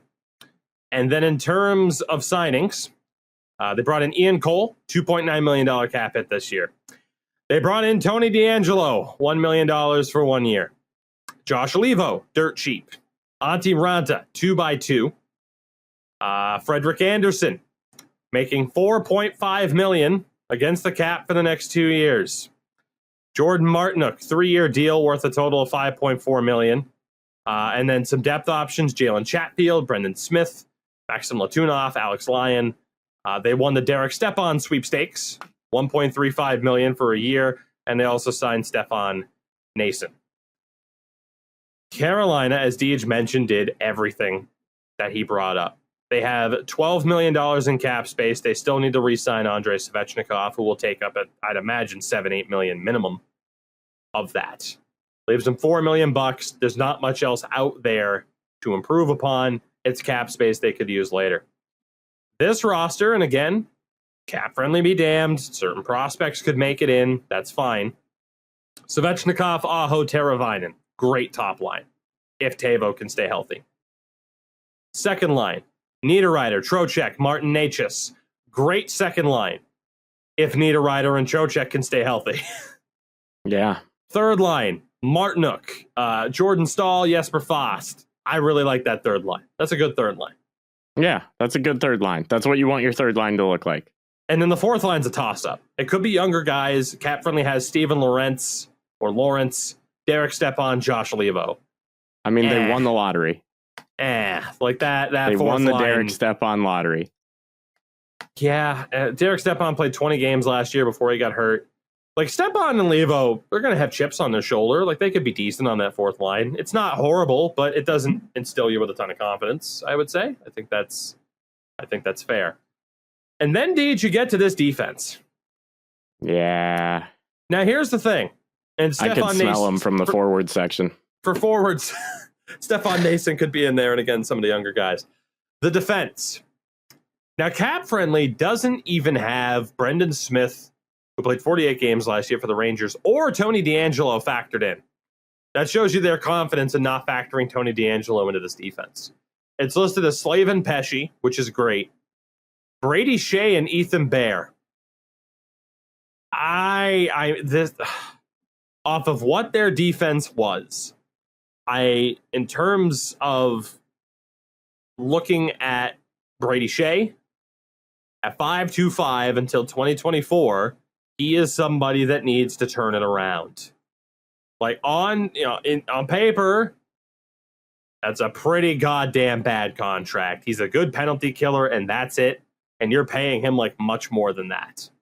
I said it before, you get rid of Brady Shea to keep Dougie Hamilton. They did not do that.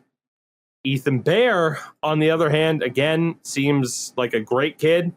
I cannot believe Edmonton got rid of him. Like, in terms of being a 23-year-old defenseman, more than suitable third pairing guy. Like, I like Ethan Bear a lot. If he has a bad season, I'm sorry, I'm blaming Brady Shea. Like, I like Ethan Bear a lot. And by the way, again, it shows what type of kid he is that he texted Tony DeAngelo and just talked some stuff out. And then their third pair is Jake Gardner, which I like Jake Gardner. Third pair offensive defenseman, he's okay, but you're paying him basically $4.1 million against the cap this year. $4 million for a third pairing defenseman. And Ian Cole is making $2.9 on the third pair. No. Ian Cole's not what he used to be. So, Deej, to reiterate, Slaven Pesci, good. Shea, huge question mark. Ethan Bear, solid. Jake Gardner, decent third pair, overpaid. Ian Cole, overpaid.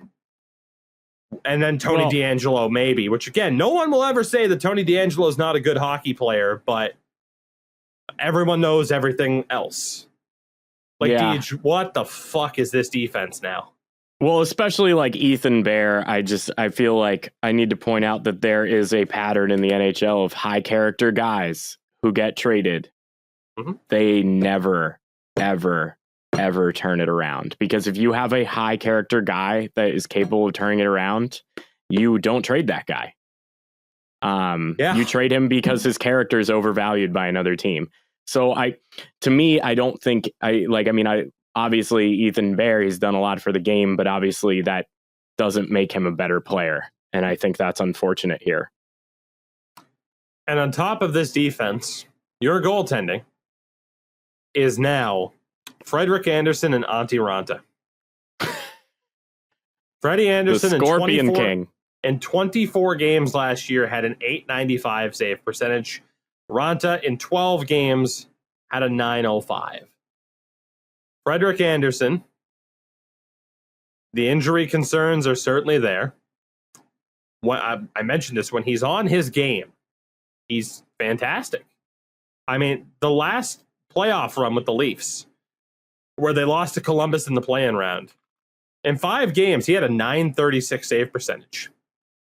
In 18-19, when they lost to the Bruins, he had a .922 save percentage in 7 games. Like, there has been, out of the 7 times he's made the playoffs as a starter, he's had 2 bad runs, one in Anaheim, one in Toronto, where he finished with a sub-900 save percentage and not by much. Aside from that, I really like Freddie Anderson. I really like Antti Raanta, too. Antti Ranta's been fantastic. Not so much in the playoffs, but that's because he's always hurt and barely plays. Carolina, you want to talk about putting your eggs into a basket. It's a lot to bank on. Your defense is worse. Your goaltending, not that Mrazek wasn't a question mark, but your goaltending is now still a huge question mark. Carolina, I don't know what they are. I think we can say the goaltending's worse. I think we can definitely say for a fact the goaltending is worse. And the forward group is not better. You can't necessarily say the forward group is worse, but you can say that it's not better. That's fair. So, I mean, this team took a step back. And they were struggling as it was to get over the hump and really push for a championship. Questionable. Dom Waddell's been one of the best GMs in the league for a while now. Questionable decisions for Carolina. From a morality standpoint, from a what's best for your locker room standpoint, and certainly from a what's best for your team standpoint. We'll talk about Columbus, because Deej, they might be one of the teams that you would expect to not make the playoffs next year, because we talk about the Atlantic 5 and then who on this division could push for a playoff spot. Columbus has gotten worse for now, better for the future. Again, and actually I was mistaken earlier. I said for Chicago that they had Boqvist. Obviously not. They traded Boqvist in the Seth Jones deal. I was thinking of Nick Beaudin, so apologies for that. But Columbus picked up, again, for Seth Jones, Nolan Allen, and a 6th. They got Adam Boqvist, Cole Sillinger, second rounder Alexi Helmosalmi, and another conditional first. They also picked up Jake Bean for that Helmosalmi acquisition. So, excuse me, he ended up being drafted by, I think, by Carolina in that deal. Basically, Boqvist, Bean, and then the Voracek acquisition for Cam Atkinson it's a head scratcher. And in terms of free agency, they haven't done much. They brought in Tyler Sakura. They re-signed Tessier, Jenner. They brought in Sean Corrali from Boston for a decent amount. Re-signed, Eric Robinson, Laine. Deej, they brought in noted Seattle Kraken draft pick Gavin Bayreuther, who was selected from the Blue Jackets and then immediately re-signed with the Blue Jackets. Yeah. I mean, again, if major free agency, they didn't do anything. It was all about the re-signings for them. Tessier, Jenner, Patrick Laine, and then the big Zach Werenski re-signing. Like that's what it was about for CBJ. Not about going out and getting major free agents, which we saw with Ottawa, which again is a sign that they know where they are. And they have $11 million left in space. Only Andrew Peeke to sign. They could make some other moves free agency-wise, but for the most part, they seem locked in. There's some rumors about maybe Korpisalo still gets traded, which, go ahead. That's a good decision. Go ahead and do that. Yeah, I mean, again, they're not going to be a great team this year. Max Domi might still get traded as well. It's really tough to kind of judge this roster as it stands. Well, so, I mean, Elliot Friedman did report that this morning, that there are rumors that Max Domi will be traded. And what's interesting, and I can't stress this enough about Max Domi, he's only been on this roster for 10 months. Mm-hmm. He hasn't even been a Blue Jacket for a full year. And then you look at, I mean, Patrick Laine has only been on this roster for 6-7 months. I know it feels like it's been years just because of the situation, but you've got to imagine that the Columbus Blue Jackets are still struggling from going all in 2 years ago. And to me, if I'm Jarmo Kekalainen, I finally see a way out, and that's Shane Wright. I think that's your option here, and I think that's very much what's happening. So this roster on Cap Friendly is a complete toss-up right now. Again, in terms of their future, like they do have Chicago's first this year, which is good. In terms of their future, you just look at the forwards. Again, Laine is an RFA at the end of the year. Max Domi is a UFA at the end of the year. Roslovic's an RFA at the end of the year. Then they got other guys like Stenlund and Bemstrom. And then the defense at the end of the year, Boqvist is an RFA, Carlson's an RFA, and then UFA is Letton and Harrington. Kukin. Both goalies are up at the end of the year. So this team is not done stripping away pieces. And their depth chart reads Laine, Roslovic, Bjorkstrand, which I like a lot. I really like that top line. I think that's really good. Second line, Nyquist, who didn't play at all last year. Boone, Jenner, and Voracek. Has the potential to be good. That's not the worst second line in the league, hardly. And then third line, Tessier, Corrali, Bemstrom. Solid. Again, Bemstrom, Tessier, both really young. Corrali at 2.5. Might be an overpayment, but he's a hometown guy, so okay. And then Robinson, Stenlund, and they factor in Yegor Chinnikov. But you could also have someone like Liam Foudy, and Max Domi, obviously listed on IR right now because of a shoulder injury. And then Nathan Gerby could be in there. It's going to change. The defense, Werenski, Boqvist, I like a lot. And again, giving Werenski that big money over Jones, I like that decision too. Gavrikov, Peak, Bean, Kukin, and then Korpisalo, Merzlikins. It's not bad. It's just clearly they're still going to have to strip away some pieces. And I just, that roster in theory to me, if you added to it, you could make the playoffs. I don't even necessarily view that as a god-awful roster, but it's very clear that they're still going to strip pieces away from it. And I think within the next 5 years, like I like the game plan for Jarmo. It's not a bad roster right now, but clearly strip away more pieces, get more prospects into the system. And I think they're on a really good pace, especially too, like we talked about in the draft. You got Sillinger and Kent Johnson in terms of good future centers. They're in a good spot for the future. It just sucks for Blue Jackets fans that you got a taste of playoff success and it's over already. Yeah. No, yeah. I think that is very unfortunate. So you never go all in. Oh, and if you do, be okay with the consequences. Like I very much was when the Bruins went for it and then sucked for a few years. And then they got David Pastrnak, so it can be fine. So enjoy Shane Wright. The New Jersey Devils are next. Another contestant in the Shane Wright lottery. Yeah, so see, like in terms of looking at this division, I'm intrigued to see who we have as our automatic outs compared to what we have in the Atlantic, where it was pretty obvious, I'd say, more than anything. So for the New Jersey Devils, they've had an interesting offseason. I think that's fair to say. In terms of trades, obviously acquired Ryan Graves and moved on from Will Butcher. They also swapped out Nick Merkley as well.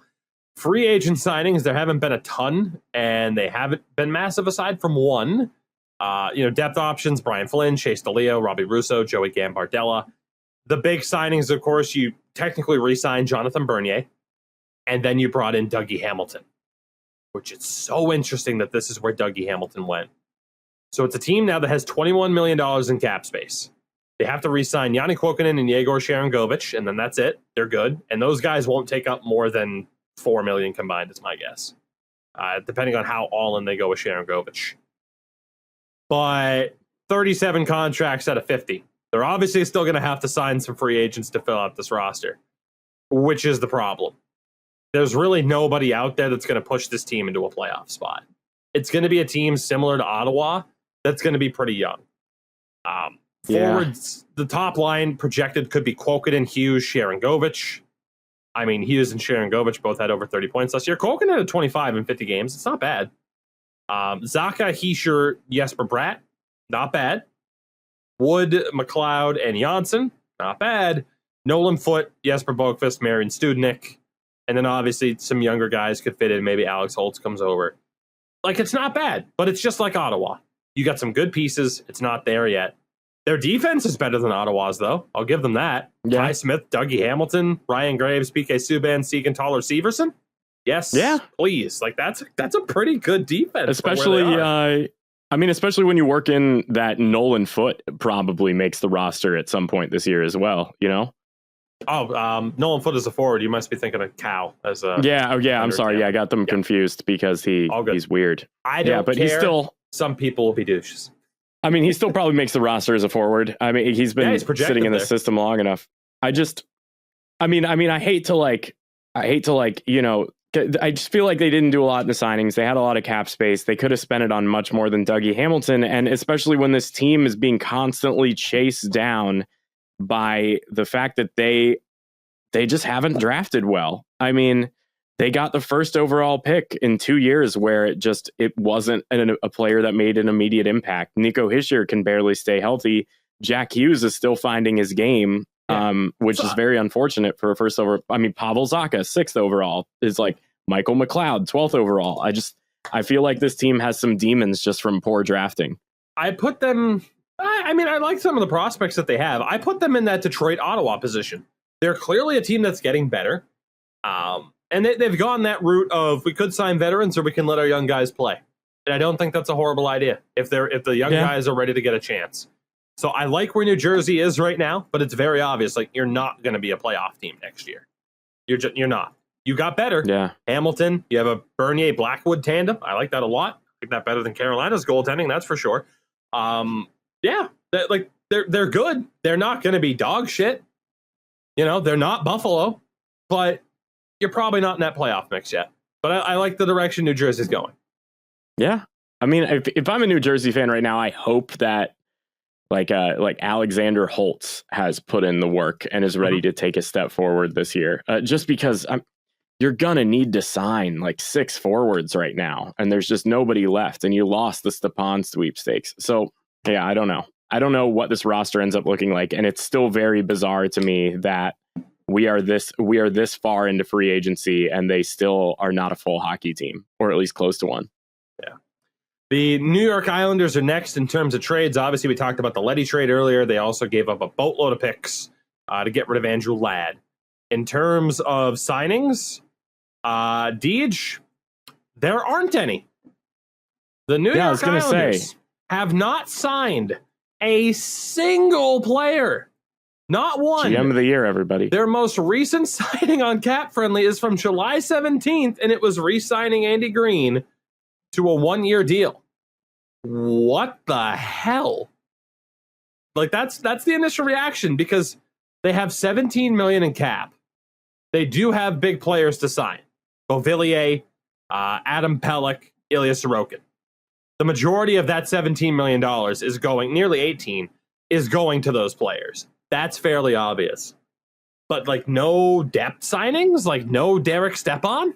Where's that Zach Parise signing? Are you waiting for that until the RFAs are signed? Like, I'm sure other moves are coming. But it's just shocking that nothing's happened yet. Yeah, I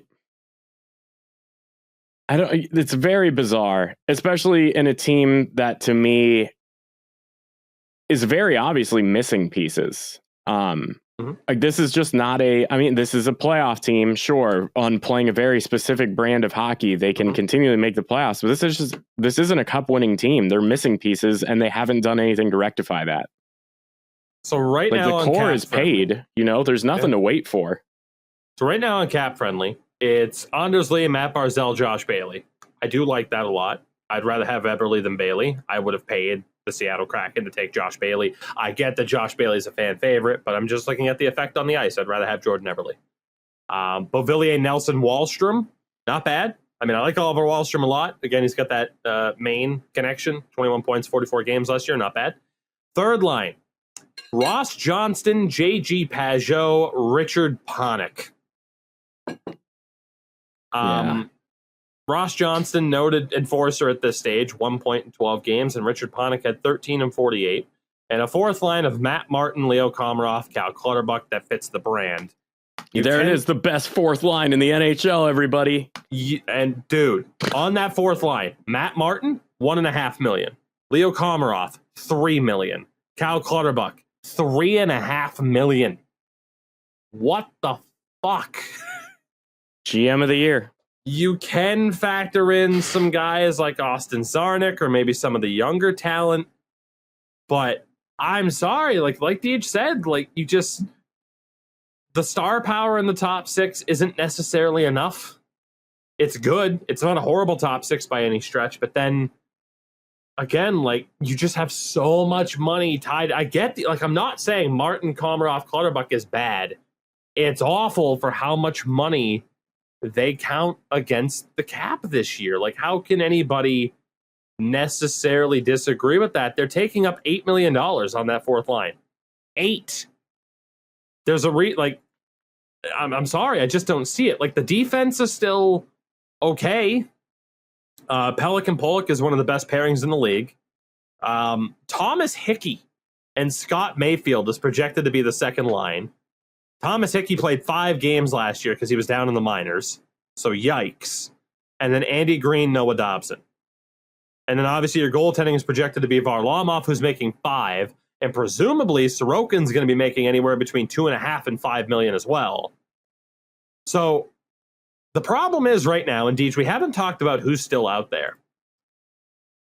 And we can right now really quickly. We might as well go through it because it affects the Islanders. Although quickly I'll say, like, goaltending, obviously it doesn't affect the Islanders, but there's nothing out there, right? There's not. You're looking at Tuukka Rask, who's injured, and then like Dubnyk, Michael Hauser, Curtis McElhinney, Louis Domingue. There's no goalie market. So any team that doesn't really have a goalie right now, you're not getting much help in theory there. Defensively, if you do sign, if you do get those RFAs taken care of and you say, okay, we don't really want $2.5 million of Thomas Hickey, trade that contract, bury that contract. You have Sebastian Aho, not that one. Younger defenders like Bodie Wild, who could fit in, maybe. But then if you want anybody on the open market, the only guys left, Eric Gustafsson, Jordy Ben. Let's be honest. It's Jordy Ben or Zdeno Chara, maybe Jason Demers. Like, one of those defensive defensemen are going. You also have Sammy Vatanen, Ben Hutton, Michael Stone, Eric Goodbranson. Eric Goodbranson's going to be a New York Islander. Jack Johnson's going to be a New York Islander. Like, you get the point, though. Like, the only guys that are out there, like, offensive defensemen, you think of Gustafsson and Vatanen. Ben Hutton's probably the best two-way defender out of that. And then you get DFDs like Ben, Chara, Stone, Demers, Goodbranson, Coburn. I mean, Connor Carrick's out you there. kind of have to. You got to grab guys like Christian Juice. Like, there's just not as an RFA, right? I believe he's a full UFA. Double check that. I think he's an RFA, but even that, like, point being, for teams that don't have anything, like, you better hope you're a New York Islanders type, because all you have is like veteran defensive defensemen. And then for the Islanders, this is why I wanted to bring this up, is you have the forwards, because obviously there's one notable name that's not there, and that's Kyle Palmieri. Kyle Palmieri is still a UFA, which makes me think he's going back to the Islanders no matter what. He is. I can't imagine he's doing anything else but just waiting for the RFAs to take care of themselves. He has to be waiting for the Islanders to take care of their other business, because why hasn't he signed elsewhere already? It's Kyle Palmieri. It just doesn't make sense. And he fit in so well there. In the playoffs, yeah. Yeah. And I mean, again, in terms of other free agents that are out there, there are still some good forward free agents to be signed, and most of these guys, I think, are going to be snatched up sooner rather than later. Thomas Tatar is still waiting. Derek Brassard, Joe Thornton, Zajac, Donato, Parise, Bozak, Chason, Filppula, Cahoon, Bobby Ryan, Marcus Johansson. Casey Cizikas is also still out there, missing from that Islanders roster. Eric Stahl, Riley Sheehan, Galchenyuk, James Neal, even. Like, there are still forwards to be signed. It's just what's going to be left for the Islanders? How long are certain players like Palmieri and Cizikas presumably going to wait for them to handle their other business? It's it's interesting to see how many still usable NHL players are out there, and God knows the Islanders, the whole point of this is that the Islanders can use some of these guys desperately. Like, they desperately need some of these guys to come back. Yeah. And so just to clarify on Christian Juice, he was a UFA, but he signed with EV Zug. Okay, so over to Switzerland with him. Fair enough. Yeah. I think Switzerland, yeah. We'll move on to the New York Rangers, Deej, unless you have anything else to add. No, I'm very confused by the Islanders, especially when Lou Lamoriello is so highly regarded. I don't understand the chess he's playing, and I don't really think he is playing chess. Well, speaking of not understanding the chess they're playing, the New York Rangers. They acquire Barclay Goodrow, give him a big deal. They flip Brett Howden to Vegas. They drop Pavel Buchnevich for Samuel Blais in a second. They send a third next year to Vegas for Ryan Reeves. And then in terms of signings, Patrick Nemeth, Jared Tenorti, Gregory McKegory, Dryden Hunt. They re-signed Philip Hedl and Adam Huska, and then gave Ryan Reeves an extension before he played a single game. So the Rangers have $13.5 million in space. They have to sign Libor Hayek and Igor Shesterkin, who will probably get $5 million plus. How much closer are the New York Rangers to a playoff spot now compared to last year? And I will read off this roster, presumed by Cap Friendly. Panarin, Zibanejad, Capo Caco. Pretty damn good top line. That's a great top line. Yeah, that's fine. I love that. Depending on what happens with Zibanejad, because he's probably going to leave after next year, because he's asking for essentially double what he's making now. Which, I mean, he could probably make more money just doing festival tours and DJ sets. And Capo Caco needs to get better. Second line, Kreider, Strome, Kravtsov. Not bad. Again, banking on Kravtsov getting better as a younger player. He's 21 years old. Absolutely. Third line, Lafreniere, Hedl, and Samuel Blais. Lafreniere and Hedl, both 20 points last year, 21 and 22. 15 points in 36 games for Samuel Blais. Not bad. Not bad. But again, really young with Lafreniere and Hedl. And then a fourth line of Goodrow, Rooney, and Reeves, which is the fuck Tom Wilson line, as we're calling it. Where's the lie? Yeah. Yeah, no, that's correct. I mean, I think Barclay Goodrow could slot up to the third line on occasion too. I don't necessarily think he's locked in as a fourth liner. Mm-hmm. I don't know. I have trouble seeing a Ryan Reeves extension and thinking it's a good idea. He's 34 years old. He's a grinder. He's on your fourth line. You're going to run into Mika Zibanejad cap issues. So for the forwards here, again, certain other guys could slot in. Also Julien Gauthier, Dryden Hunt maybe. But right now, out of that presumed 12, 4 of them are 21 years old or younger. Like, that's interesting, and they're crucial pieces to that team. The defense has gotten better. I'll say that. That was my big concern with the Rangers last year. The defense, presumed to be Ryan Lindgren and the Norris winner, Adam Fox. It's good because Adam Fox is there. Second pair, Trouba was better last year, and Keandre Miller wasn't bad. And then Patrick Nemeth and presumably Nils Lundqvist they have potentially coming over from Sweden. Patrick Nemeth as a third pair defensive defenseman. I like it. Nils Lundqvist, again, a very young defenseman. Deej, out of these 6 defensemen I just named, 4 of them are 23 years old or younger. And in the goaltending, 2 25-year-olds, Shesterkin and Georgiev. I don't doubt this team. And again, defensively, Jared Tenorti, Libor Hayek, Zach Jones could maybe get back in there. Zach Jones is 20, for God's sakes. He played 10 games for them last year with 4 points. It's just such a young team. I don't doubt that they can be a playoff team. I think they can. I put them above New Jersey. I put them above Columbus. But it's just such a young team. It's not a bad thing. They're ahead of schedule from a Detroit, an Ottawa, a CBJ. I just don't know how good they're going to be.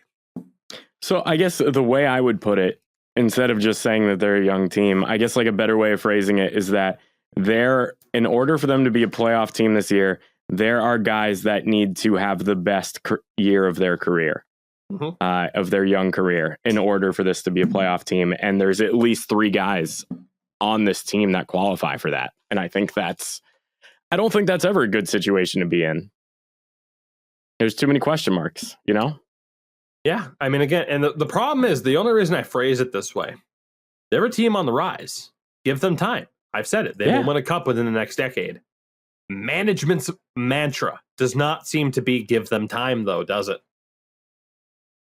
No. Off of the moves that they've not. made over the past 6 months, give them time is not their credo that they're making these moves by. It's let's get there now and soon. Yeah. So I just don't know what type of negative effect that's going to have. Yeah. No, I agree. I agree completely. We'll move on to Philadelphia here. 3 teams left to talk about in this show. It's going to be a bit of a lengthy one. For the Philadelphia Flyers, very busy times here. Obviously, they acquired Ryan Ellis for Philip Myers and Nolan Patrick. They deal Shane Gostisbehere away for nothing. They paid to get rid of Shane Gostisbehere. They bring in Rasmus Ristolainen. They bring in Cam Atkinson. Free agent signings. They bring in Keith Yandel for dirt cheap. Nate Thompson. Martin Jones. The big names. For Philadelphia, at this stage, $8 million in cap space. They have to re-sign Sanheim and Carter Hart, so pretty much there goes the vast majority of that money. Their presumed depth chart is this. And Deej, this is a team last year that I thought could make it to the Cup final. They didn't make the playoffs. Presumed lines: Giroux, Couturier, Konechny. Really good. Farabee, Hayes, Atkinson.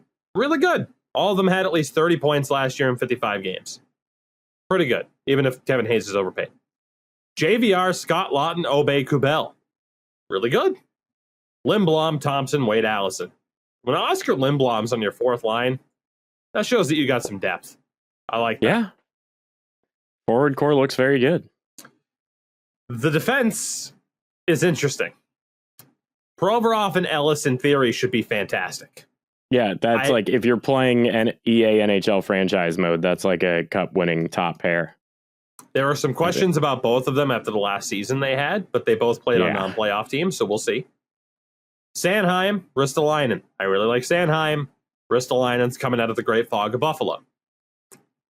And then a third pair of Keith Yandel, Justin Braun, which I think is a really good third pairing. A really good veteran third pair. Both of them are 34. See, I saw the Keith Yandel signing, and I saw the final nail in Carter Hart's coffin.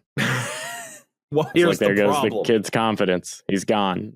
And again, they have other young guys, Morgan Frost, that might work his way into a lineup defensively. I mean, Cam York's 20, but they might get him there. Deej, the problem with Philadelphia is, can you say they're a playoff team when their goaltending is Carter Hart and Martin Jones? I mean, what did Carter Hart do this offseason? And I think the only right answer is if it was a lot of journaling. Like, that's the only way this team turns it around. I don't know.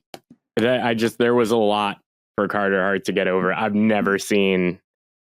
It's just like a Hindenburg-esque collapse from the kid. You got to imagine they're hoping Martin Jones is like not bad, but I think we know that he hasn't been good for a few years now. Yeah, I think to make these two goalies look very good, you would need a world beater defense core, and you really only have one pairing that I would qualify as elite. And then, I mean, Carter Hart could be the best goalie in the NHL, but he was so bad last year that it's just nobody knows who this Carter Hart guy is. And I think that's the issue here, right? Is that you have a great forward core. A defense that could be very good, but's likely mediocre, promising. Like you could be hopeful about this defense, and then you have some question marks in goal. You know who this team's the Toronto Maple Leafs. Like, we've seen this exact team ice. You know, yeah, it's very, very comparable. I completely agree. I think you nailed it. And the problem is, though, Mrazek Campbell or Carter Hart, Martin Jones. Not saying long term. I'm saying this upcoming season. Honestly, what do you have more confidence in? If I'm a betting man, I think those are 50-50 odds. You know, you're betting on those guys not getting injured versus Carter Hart finding himself, or Martin Jones playing like he did 5 years ago. It's just, they're both complete gambles. I won't even say that one of them's more likely than the other. That's fair enough. I can't disagree. And then we get to the west side of the state. Let's go to Pittsburgh. Good old Pittsburgh. In terms of moves, they only made the one trade. It was moving on from Jared McCann. They got Philip Hollander back. Free agency. Brought back Dominic Simone, gave Brock McGinn a decent amount of money. And that's pretty much it. Just depth. I mean, they got Danton Heinen for dirt cheap. So for the Penguins right now, about $2 million in cap space. They have to re-sign Zach Aston Reese. I'm intrigued to see if there's another move on the books, maybe. I think they could fit Aston Reese. It's interesting. They might be like, hey, bridge deal because you're an RFA. But in terms of this team then, I mean, it's so tough to doubt them because of what they always do. But the current lines, Gensel, Crosby, Rust, fantastic. Especially if Gensel stays healthy.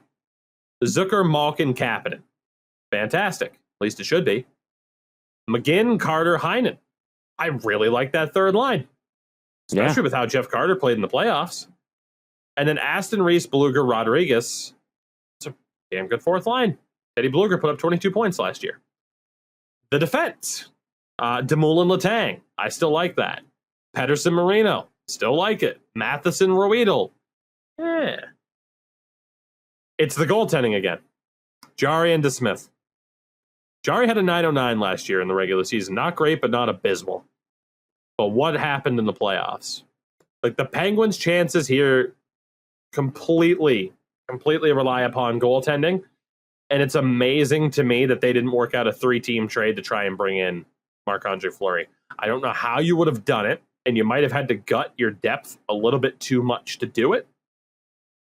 But I think nearly $5 million of Mike Matheson and Tristan Jarry being dumped to a team like Arizona or Buffalo, you bring in Marc-Andre Fleury and you're going for it, baby. So honestly, if I'm Pittsburgh, I think you missed a great opportunity. I'm not saying Jarry's cooked; he could turn it back around. But I mean, again, you're going to be paying Mike Matheson. The problem is you have $7 million of Letang and then 4 other defenders making $4 million. You just can't do it. Ship out Matheson, ship out Jarry. Like I said, Arizona, Buffalo, both teams could use goaltenders. And again, you have your draft picks, you have some prospects, not really, that you could have used to make that happen. Again, Pittsburgh, it's not to say they won't be a playoff team, Deej. It hinges totally upon goaltending, but I really think they missed the mark not making a play for Marc-Andre Fleury. I think that you could have done it easily. Yeah, I very much agree. And I think there's also 2 issues with this team right now, right? Where you have Evgeny Malkin, I think, is starting to decline. He was under a point per game for the first time in his entire career, and he is having genuine difficulty staying healthy. The other thing is this defense is not that great if they don't have Chris Letang. And I know I brought this up, and it seems like every year people expect it to be the year that Chris Letang regresses. He is 34 years old, and one of these years, people are going to be right. Yeah, I can't disagree. I mean, again, me personally, I still take that risk on Fleury. Who do you take the risk on, Fleury or Jarry? Oh, you take the risk on Fleury. He's a proven asset. You can get 1 or 2 good years out of him. Plus, I mean, this core, Crosby aside, 2 years from now is just not going to be the world beaters they are. Like, it would be insane to me to see Malkin at 37 years old still able to be a world beater, or Chris Letang at 36 years old. Like, that's just, I think you take the chance and you try and win now instead of just hoping Tristan Jarry becomes the goalie you've hoped he was, but has not really ever been. And our final team to talk about here, the Washington Capitals. In terms of moves, they sent Brendan Dillon to Winnipeg for 2 seconds. They reacquired Vitek Vanacek for that second that they got from Winnipeg, at least one of them in 2023. In terms of signings, not much. Of course, they brought back Ovi. They signed Irwin, Lucas Johansson, Dylan McElrath, Hunter Shepard so far. So really nothing done. They have $2.6 million in space. They do have to sign Ilya Samsonov. Somebody's got to go to make that happen. Bring back Samsonov. He is your guy with Vanacek. That's a damn good tandem, a younger tandem as well. Somebody's got to go. And you look, Evgeny Kuznetsov seems to be the guy in terms of making that happen. Maybe you could part with Carl Hagelin like a Hagelin or an Ehlers combined with the open space you already have would seemingly be good enough. Justin Schultz or a Nick Jensen, Michael Kempney, one of those three. Like, they have options to move somebody out to get this done. As it stands, again, Cap Friendly has it. Ovechkin, Backstrom, Oshie, which is fantastic. Mantha, Kuznetsov, Wilson, which is fantastic if Kuznetsov stays. Sherry, Eller, Sprong, fantastic third line. Hagelin, Dowd, Hathaway, really good fourth line. Like, that forward core is great. It is. Yeah. The big elephant in the room is it Kuznetsov, Eller, Hagelin that goes? If they do, you have some younger guys who could make a push for that spot. A Connor McMichael, a Brett Leeson, maybe even a Shane Gersich. Like, they have some options. Defensively, Orloff and Carlson, which is great. Kempney and Schultz. Kempney didn't play at all last year. Justin Schultz did quietly have 27 points, but he's also making $4 million. And then Trevor Van Riemsdyk, Nick Jensen, which is pretty good. Defensively, you'd have like Matt Irwin step in, or maybe a younger guy like Alexiev, Fehervari, Johansson. I think you might be looking at a forward then for this season. They got to move somebody to run Samsonov, Vanacek. They're gonna be a playoff contender no matter what. Like, this is a contenders roster for sure. It's just who moves out. Yeah, if I'm going to move out a player, if I'm a GM, I move out somebody who could be better on another team that I'm not using to his full extent. And so that's why I've got to imagine it's one of Garnett, Hathaway, or Carl Hagelin, just because I think on any other roster, those are middle six guys, and they're sitting on the fourth line here in Washington. Yeah. I mean, again, I don't really have too much to add. It's just they kept the roster mostly the same. It's clear they got to do something. But I think it's a pretty damn good team. Let's be honest. So, Deej, with that, then I want to talk about the Metro. In terms of teams, we can officially rule out Columbus, New Jersey. Two of them on the list to say probably not playoff teams. I agree wholeheartedly. Yes. The question is: Carolina, Islanders, Rangers, Flyers, Penguins, Caps. Are any of those teams also in that category? Or are they a bit more hopeful than that?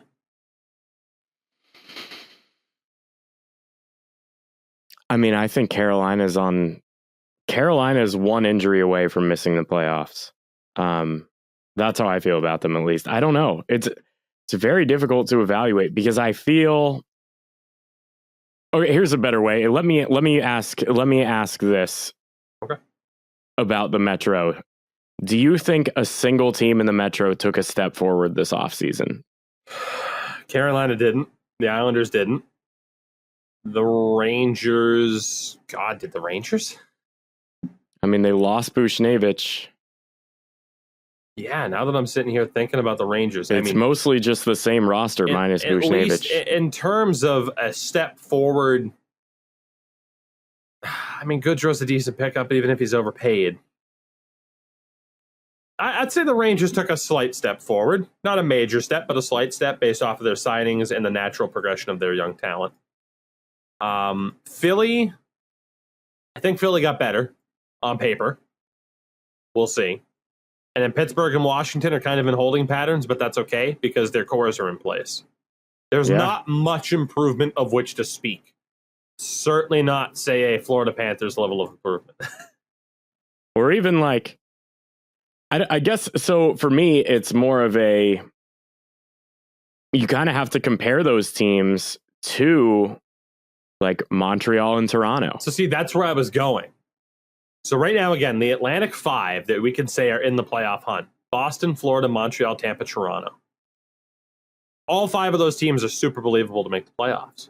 But then you have 6 teams in the Metro that it could be believable that they make the playoffs. All right, there are some good teams that are going to miss. Like, I'm not saying we have to do an outright projection, but... No. But would it be a 5-3 split for the Atlantic? A 4-4? I can't imagine it being a 5-3 split for the Metro. I think we can rule that out. There's no way only 3 of the 5, Boston, Florida, Montreal, Tampa, Toronto, there's no way that only 3 of those teams make the playoffs. Like, Boston, Florida, Tampa, Toronto seem like locks. I mean, Montreal... even then, it is a bit insulting to say Montreal isn't a lock. They just made the Cup final. Yeah. So here's how I'll do my math proof of why I believe this is a 5-3 for the Atlantic. Okay. You and I talk about Toronto as a 4-5 seed in the Atlantic. Mm-hmm. Right? Yeah. In my opinion, the Metro, on paper, the best team is Philly. Philly and Toronto are extremely comparable right now. Yeah, I'd say so. That's fair. So the fourth best team in the Atlantic is on par with the best team in the Metro. And I don't think there's a big enough drop off from Toronto to Montreal. Now, it's hard for me to sit here and say who misses, but I don't know. It's going to be really interesting to see who misses the playoffs this upcoming season because, I think, put it this way.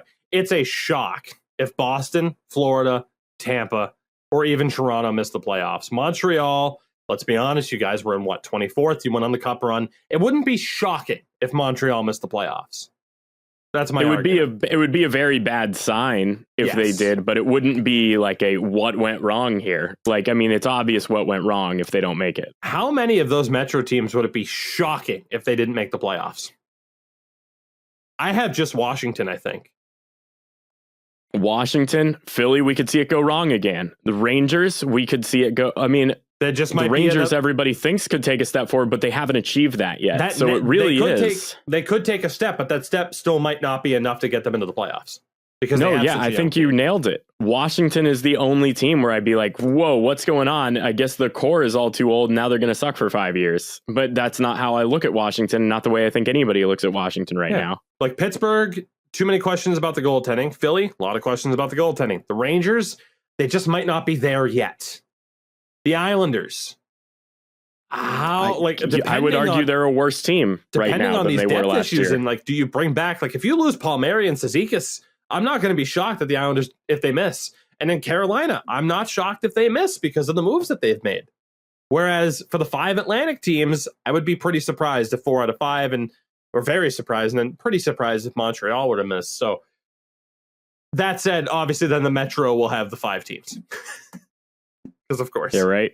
Yeah, New Jersey wins the division because every player puts it together at once. God. So I'm excited to see how it plays out. Obviously, the good thing is we get a bit of a break from this type of breakdown, but it is very interesting to look team by team to see where everyone kind of stands right now. And obviously what teams are basically set and what teams still have a pretty significant move ahead of them, like Montreal, for example. Yeah, absolutely.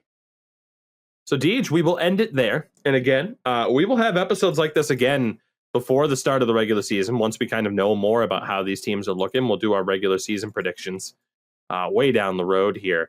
We'll be back later this week. Again, going to try to be very heavy on the viewer questions. So make sure, of course, hit us up on Twitter. There's always a thread there. On the Discord as well. You can find links to that on Twitch in the description of my videos as well. And as well, Patreon, we might be trying to get something back there as well now that we, might have more to talk about in the off season. Might go full Q&A on that one as well. So, hey, let us know what you think, because we have some ideas, but let us know what you think here as we kind of head into the hour-long episode era of the next month and a half or so. Let us know what you want to. Let us know what you want to see. Let us know what you want to hear. Yeah, absolutely. All right. Well, Tougie's Take is a Deej Audio production. Deej Audio. Listening to it. But louder. We'll see y'all later this week. Goodbye, everybody.